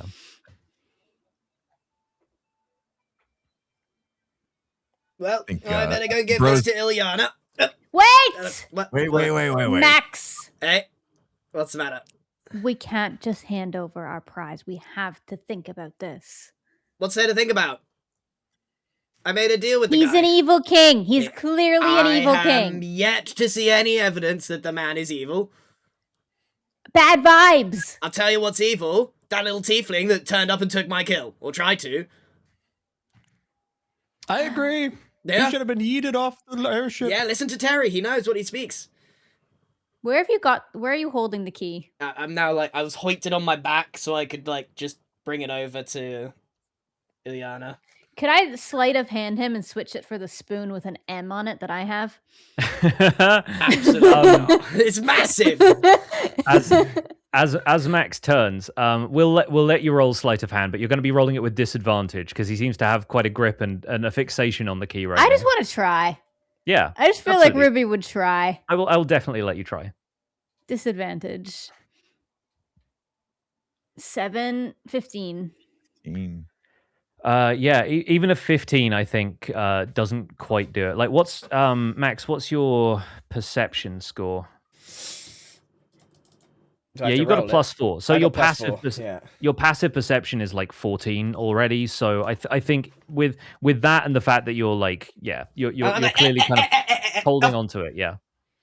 Away with you, foul imp. You're being stupid. No, why am I being stupid? I made a deal. I'm a man of my word. He's been nothing but pleasant to me.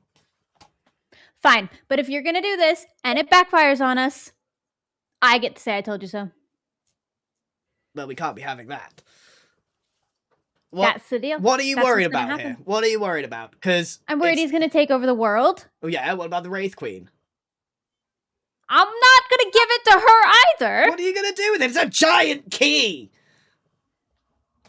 What's everybody else done with it every other year? We'll just put it in our backpacks and carry on. Have we figured out what lock it goes to, or is it just a metaphorical key? That's a really great question. Maybe it opens something secret. I do like secrets. There was nothing in the agreement that said we couldn't unlock a door before we gave it to him. Very true. Exactly. Now you're thinking with all of your brain cells. How would we go about finding out what I should go and clear this with him, and I start walking off to go and speak. Oh, to no. Oh my god! You just grab onto his robes. Well, Torment told us what it unlocks. It's at the top of the city. We could go there. I'm so glad that Rudy remembers things. Ruby. My name's Ruby. Ruby, of and I'm course. not a foul imp. You just tried to steal my I key. will slit your throat next time you call me that. You did just try and steal my key. For a team that just won a tournament, we certainly aren't getting along, are we? All right, maybe we sleep on this. I will sleep on this, but first thing in the morning, I'm giving this to the king, as promised. That's not sleeping on it. That's you've I like that already made idea. up your mind, but you're delaying it. No, that is I'd sleeping love on to it. try to see if we can open a door with it. Yeah, let's go to the door. Or treasure chest. The door. We What just was take a about the peek door? inside, and then we can hand it over. Let's go get the power. I could give this to the king and You're get my useless. promise. Haven't you already got your promise? What does he No. say? What is he going to give you?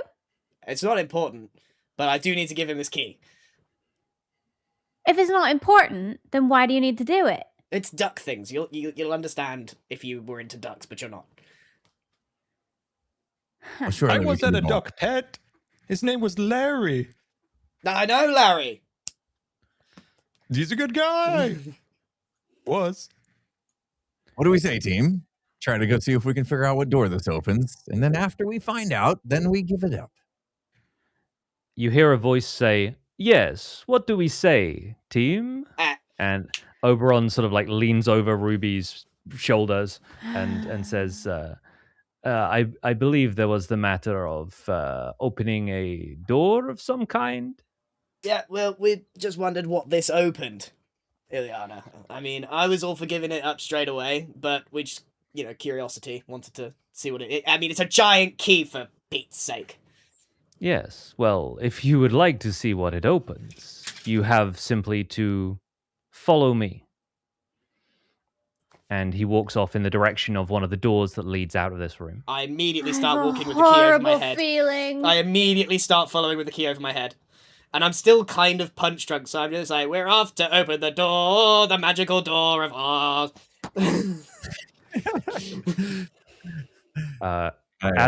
As he walks towards this back door, a couple of people look to sort of stand in his way as if to kind of bar him from getting into rooms of the palace. But after a second, you see their eyes kind of glaze over and they step aside and let him through.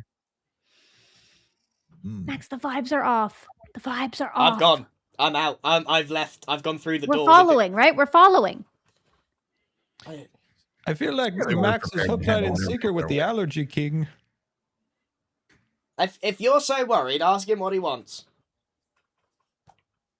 He's not lied to us yet. But I think he has. Does Ruby want to roll insight? Yeah, Ruby wants to roll insight. Ruby always wants to roll insight. Where'd it go? There it is. Ruby rolled a 15. With 15, something is off, but you're not certain it's Oberon. Like he's been, like, as Max says, he hasn't lied to you. He has maybe been concealing what his intent is, but there's something about his presence that still feels like it's not innately sinister. You're not quite sure on a 15 how to take it. I think maybe curiosity is starting to get the better of Ruby. Oberon? Please, not this name, not here. Ilyana! His name's Oberon. His name is Ilyana! What are we gonna do with the key? You know, this is all you want, and it's just a key. Come with me. I will show you. Well, what if you just said it in words first? You know, that feels like it would be a good idea. The spectacle is perhaps going to tell the true story, but at the top of this tower, in the center of the Mithreach Citadel, there lies a wellspring of great power. And I simply wish to channel it to restore some aspect of my kingdom. I have been a ruler of ruins for too long. This is not a power grab in the sense of the material world, but So you're just gonna restore a kingdom? if I can. And I'll with the help you do power- it! And Is he telling the truth? Do I think he's telling the truth? you can make another insight check. To all of them. 16. Your confidence in what he's saying is only growing. No, it seems earnest what he's saying to you. Okay, Max, fine. We'll go with him. We made a deal. That's what I've been saying this whole time. You're too Better or worse, trusting. we have to go through with this. I made a Too deal with him. trusting. You gotta spend some time on the streets with me, dude. I'm okay. Maybe the streets have jaded you. And I'm starting to Maybe. sing again, and I'm trying to, like, nudge Ilyana, like, trying to get him to join in. He seems resistant to that, but continues to sort of just stride ahead of you. I assume Ruby is sort of up there towards the front, just sort of following just to see if he does anything weird. Who is like last in this order of people? Like, is it Bro or Mr. Wizard? I'm hitting my head on every step. Yeah, Aren't we going up like a staircase to a tower? Definitely the wizard. Probably wizard in the back. Yeah, cool. Mr. Wizard, give me a perception check, please. I'm also eating a cinnamon roll that I grabbed off the table as we went up. Okay, give me a perception check with disadvantage because you're distracted by the cinnamon roll. God. No. Some of your senses are already your senses of Stop smell adding and flavor. taste. Like literally the flavor. Wait, that's a normal roll. That's a normal roll. Hold on. You can, Let me redo you can it. Let me redo roll it. another normal one, and you'll just make it disadvantage that way. Okay. Oh, just roll a normal one this time. Yeah, roll a normal one, and we'll take the first one as your first roll, and the second one as your Oh, second okay, roll. gotcha. 19 and 13. Okay, cool. Give me 1 second.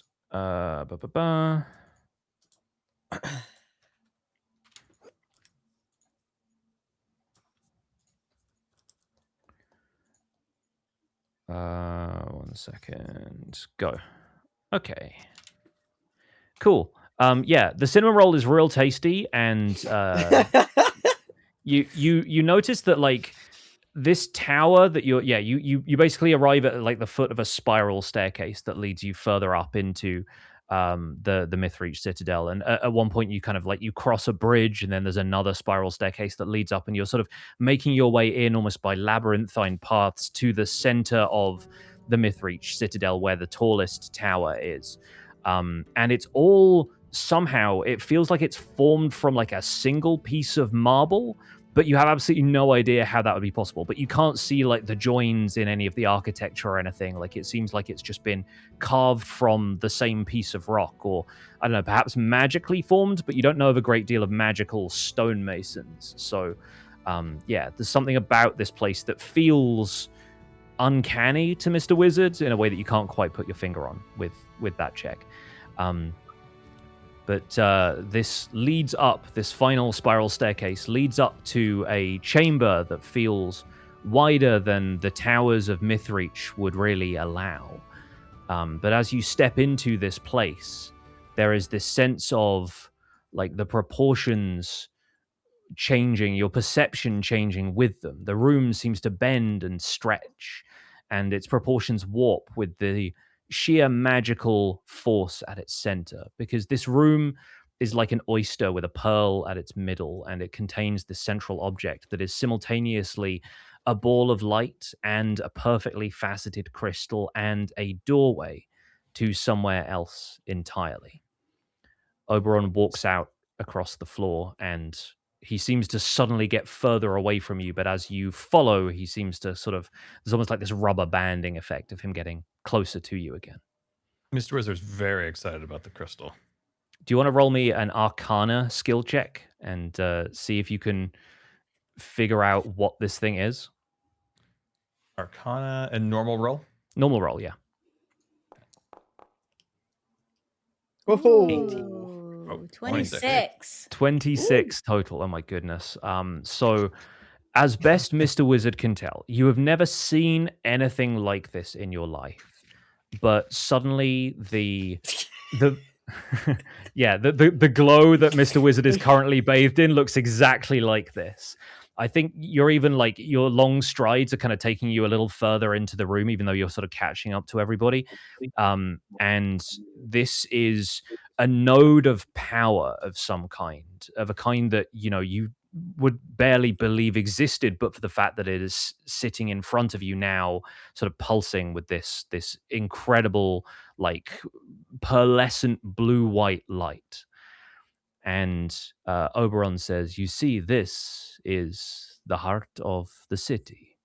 This is the thing that the key unlocks, and simply tapping into its power for someone like me who can channel it is some great feat, but it can be done." Now, what happens if I touch it? It would be best if you did not. Ilyana, I'll be really honest with you. I'm going to touch it. You Please. can't stop him. Allow me to do my work first. Right you are. I'm sort of sidling over to it, though. I'm shuffling. But the key, if you please. I glance at Ruby as if to give her one last chance. Pull it over. I'm just mouthing "I told you so" at him. So he knows. I present him the key with 2 hands and say, "My king," and I give him the key as agreed. He takes the key from you. You hear footsteps on the stairs behind you. And walking through the doorway, a tiefling shedding the last of the illusion of the Lord Dane of Umber. Torment scatters ashes on the ground before any of you can start to move. And out from the ashes springs up a smoky cloud, and the spectral image of this wraith-like woman appears within it. She screeches like a banshee, reaches out for Oberon's hand, and you can feel the chill, the despair, and the darkness reaching out to envelop everything. And her hand closes over his, and the two of them propelled by this momentum, push the key into the object at the center of the room. And the last thing you each see is the face of Torment smiling. Afterwards, everyone would talk about where they were when the world was ripped apart. The noise made by the tearing fabric of reality still ringing in everyone's ears. The ground under their feet shuddering and breaking, this shockwave of magical energy as both the material plane and its mirrors, the Feywild and the Shadowfell, buckled under the strain. And visible at any distance, the towers of Mythreach falling upward. It was the unmaking of existence. Consciousness returns to the four of you gradually. And as you pick yourselves up, you feel this extra weight like pressure all around you. The air is thick with raw magic, wild and untamed, and swirling in the distance is this nebula of color. It is a psychedelic sky that exists both above and below. You're standing on a small island, an outcrop of dirt and rock floating in this strange new world, and a fragmented path leads downwards towards an archipelago of floating places. At the center, a massive tower rises, reminiscent of the towers of Mythreach, but with inverted buttresses, staircases winding around the outside, leading to nowhere, bits of it almost turned inside out in displays of Escher-esque geometry. In the distance, a stronghold hangs in the air, its sturdy walls held up by unknown forces. Off to your left, a town divided by a rushing river of magical energy, with windmills gently turning on its banks as the river feeds its magic into the sky around you. To your right, a deep abyss of gloomy crags and jagged rocks, radiating a cold you can feel where you stand. And directly in front of you, at the end of the path, a small city of tents and carts, among which you can just about make out the shapes of people moving to and fro. As you all stand there and take this in, Ruby, you feel a large shape nuzzle into one of your arms, and you turn to see Gus the horse hitched to Mr. Wizard's wagon, with Kong the donkey plodding up alongside. In the driver's seat is a small elderly man with a straw hat, wrinkled features, and kind eyes. "I see yous four's finally come to, eh? About time." He raises his hat to you. "Name's Gret, and this here's where y'all be making your home, leastways for a while. Welcome to Paradox."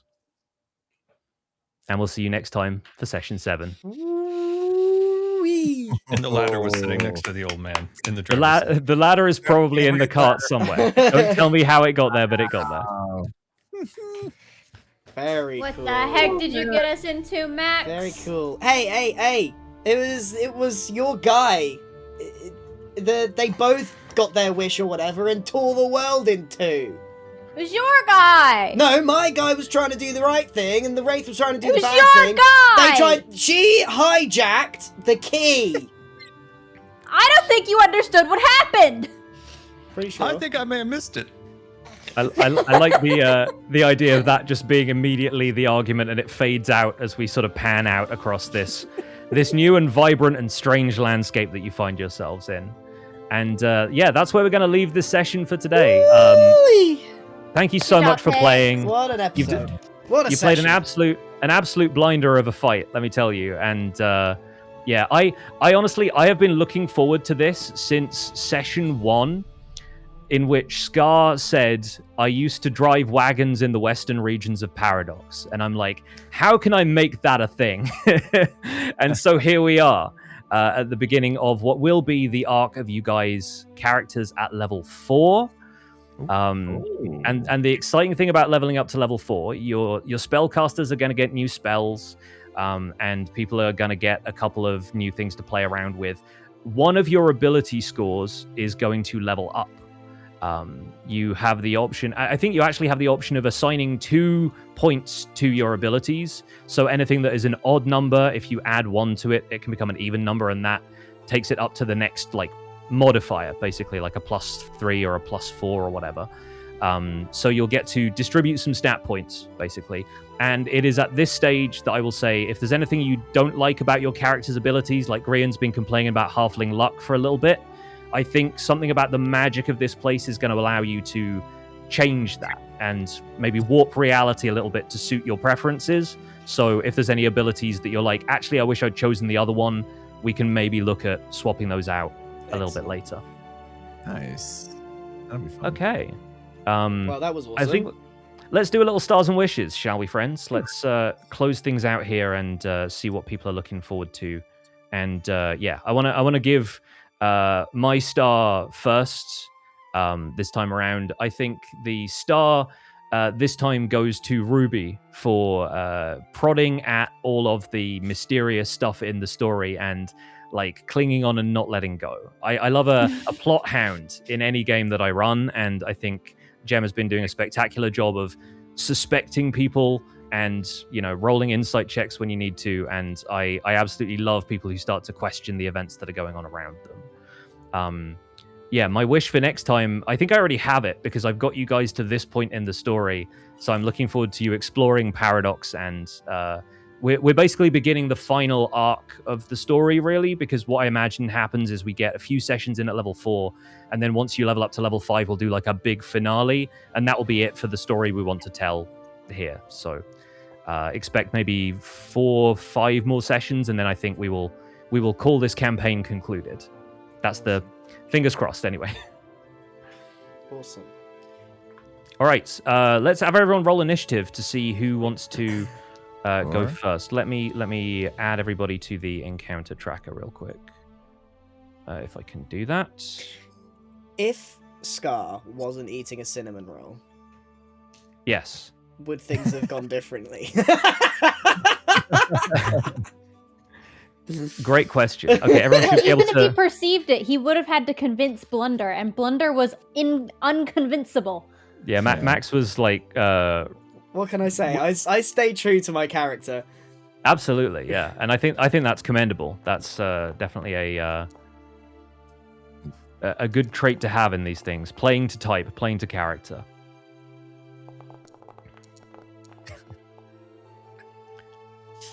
All right, so in our marching order right now, we have Mr. Wizard going first. So Scar, if you'd like to award somebody a star for some excellent gameplay and give us a wish for the future of the campaign. Oh, I think Grian with the bards was the thing I laughed the most about.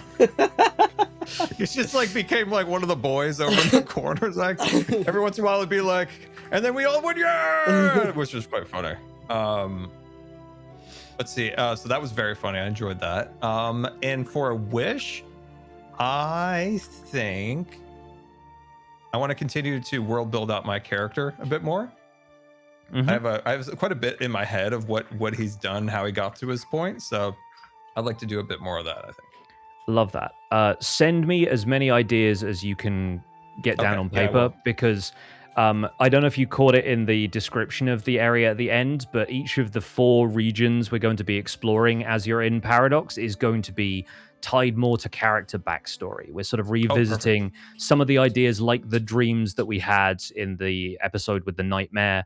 I kind of want to have this be an opportunity to explore some facets of the character that haven't like come up in conversation yet. I'm not gonna lie, if someone wants to draw that would be amazing.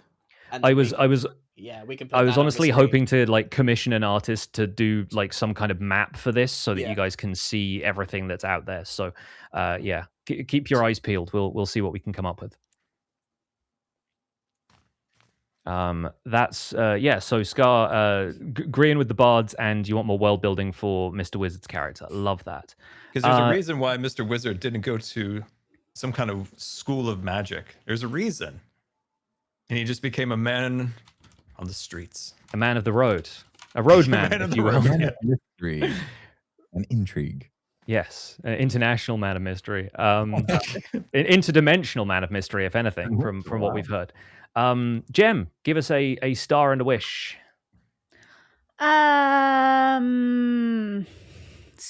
Star to Bro Dude for being the bestest tank anybody could ever ask for in any battle. Thank you. Take one for the team, apparently. He does his bestest every single fight and without complaint. Yeah, my mom always said he sure does do his best, but it's just too bad it's never good enough. It's good enough. We always get the job done. You just also always fall, and that's okay because Max picks you back up. I'm always there. I like that. I like that recurring thing. I wish for easy scheduling going forward. Definitely a wish that we can all get behind. Yeah. Yep. All right, got those written down. Impulse.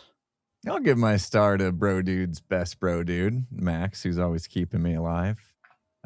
Thank you for always having my back when I get myself into a little bit of trouble there. And I guess for my wishes, I've got this really cool immovable axe now. Now that I've learned what it can do, I'd like to find an opportunity to make use of it in a really cool way. I'm gonna need to figure that out, and I hope I do. And hopefully given an opportunity as well to be put in an opportunity to figure it out and use it in a cool way. So that, and I agree with Jem. I think I'd like to keep a cadence going because it does definitely help having sessions closer together to where we can remember names and everything that we need to remember about our characters and things like that. And also agree with Scar too. I want to continue to build on why am I like the way I am? Like, why do I need to bring home a trophy to prove to my mom and dad that I'm awesome, right? Like, there's a lot more to Bro Dude than has been shown so far. So I love that. All that.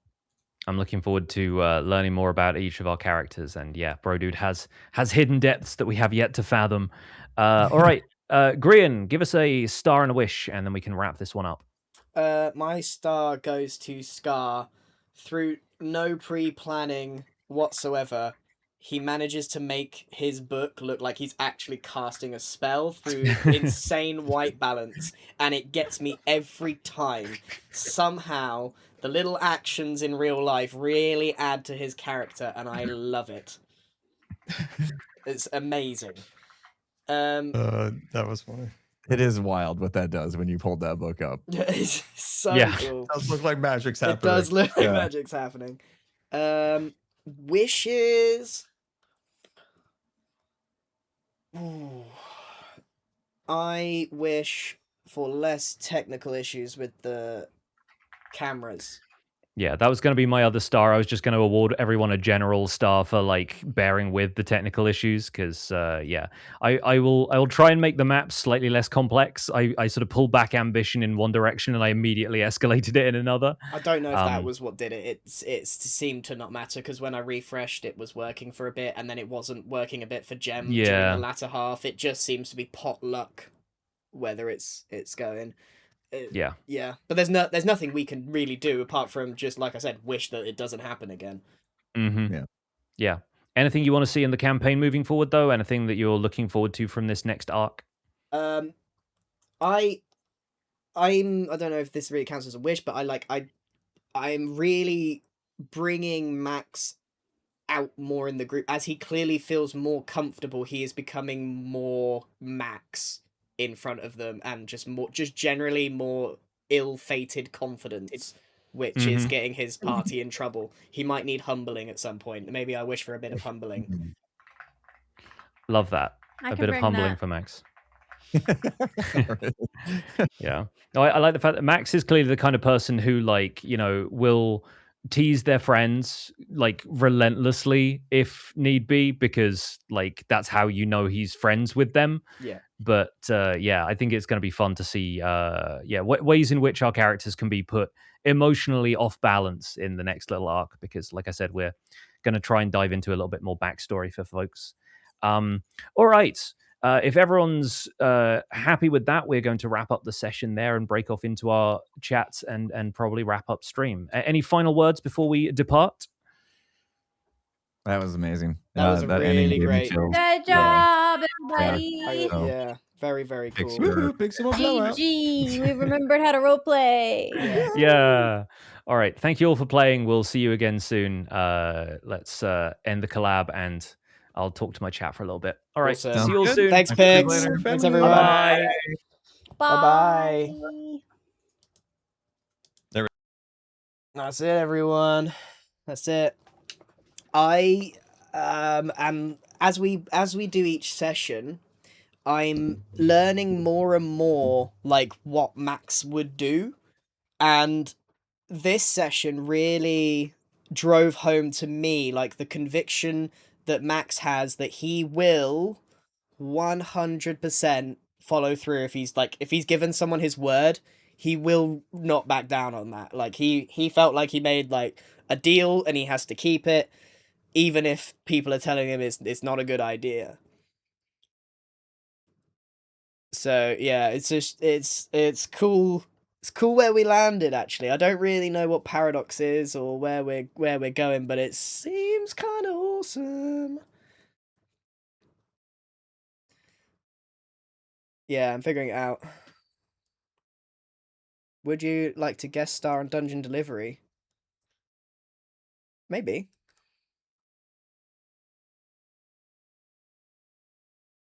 I'm a bit fed up with rolling badly and not doing any damage. That's quite frustrating. I'm okay with a little bit, but it'd be nice to actually hit something once in a while. Do you have backstory ideas? I think I've got a backstory already. My shirt. Thanks, man. Yeah, I'm gonna get the halfling luck gone, I think. Yeah, I'd like to get a real powerhouse spell, to be honest.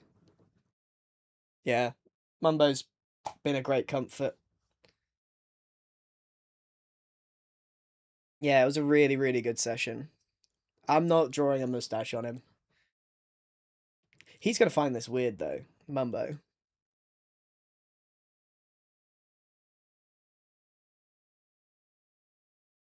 Is Mumbo gonna stay? Probably, for a bit, until I get annoyed. Because my office isn't very big. So, once I start running him over, I think I'm gonna get annoyed and move him. I also already don't like it, because I forget that he's there. He only arrived today. I forget that he's there, and every now and again, when I go in my office, I'm like, God, there's someone in here! Oh, it's just Mumbo. And like, I just, every now and again, I catch a man out the corner of my eye, I'm like, ah! And it actually gets me. So, I probably won't keep him around forever, because he keeps scaring me. So, I don't know. Yeah, the bard interaction, yeah. I was trying really hard to just be Max and like just I don't know. You know, even like just like the waving of the leaf. I don't know, it just seems like he's just so flamboyant and arrogant but confident but with no charisma whatsoever. No subtlety to him. Max is so fun. Thanks. I really like him. I wouldn't even know how to play another character now. Yeah, I'm gonna swap the halfling luck for Goliath something. He's not me through and through. Let's be honest. Like they are. He is a character. I'm just playing him pretty well, I think.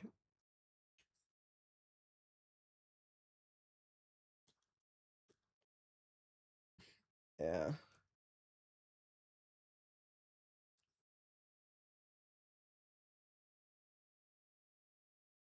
He's awful, and that's why we love him. Yeah, he's a little bit like you love to hate him a little bit.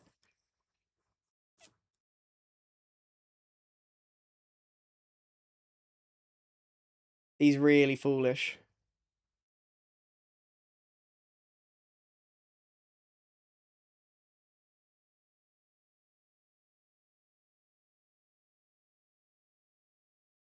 I hope I get to see the bards again. I should have said that. Like my star. I hope at one point in the midst of the crazy paradox, I see the bards and I'm just like, hey! He is a bit like Cusco from Emperor's New Groove, but a little more caring than him because he really doesn't like care about anyone. Max does care about people a lot.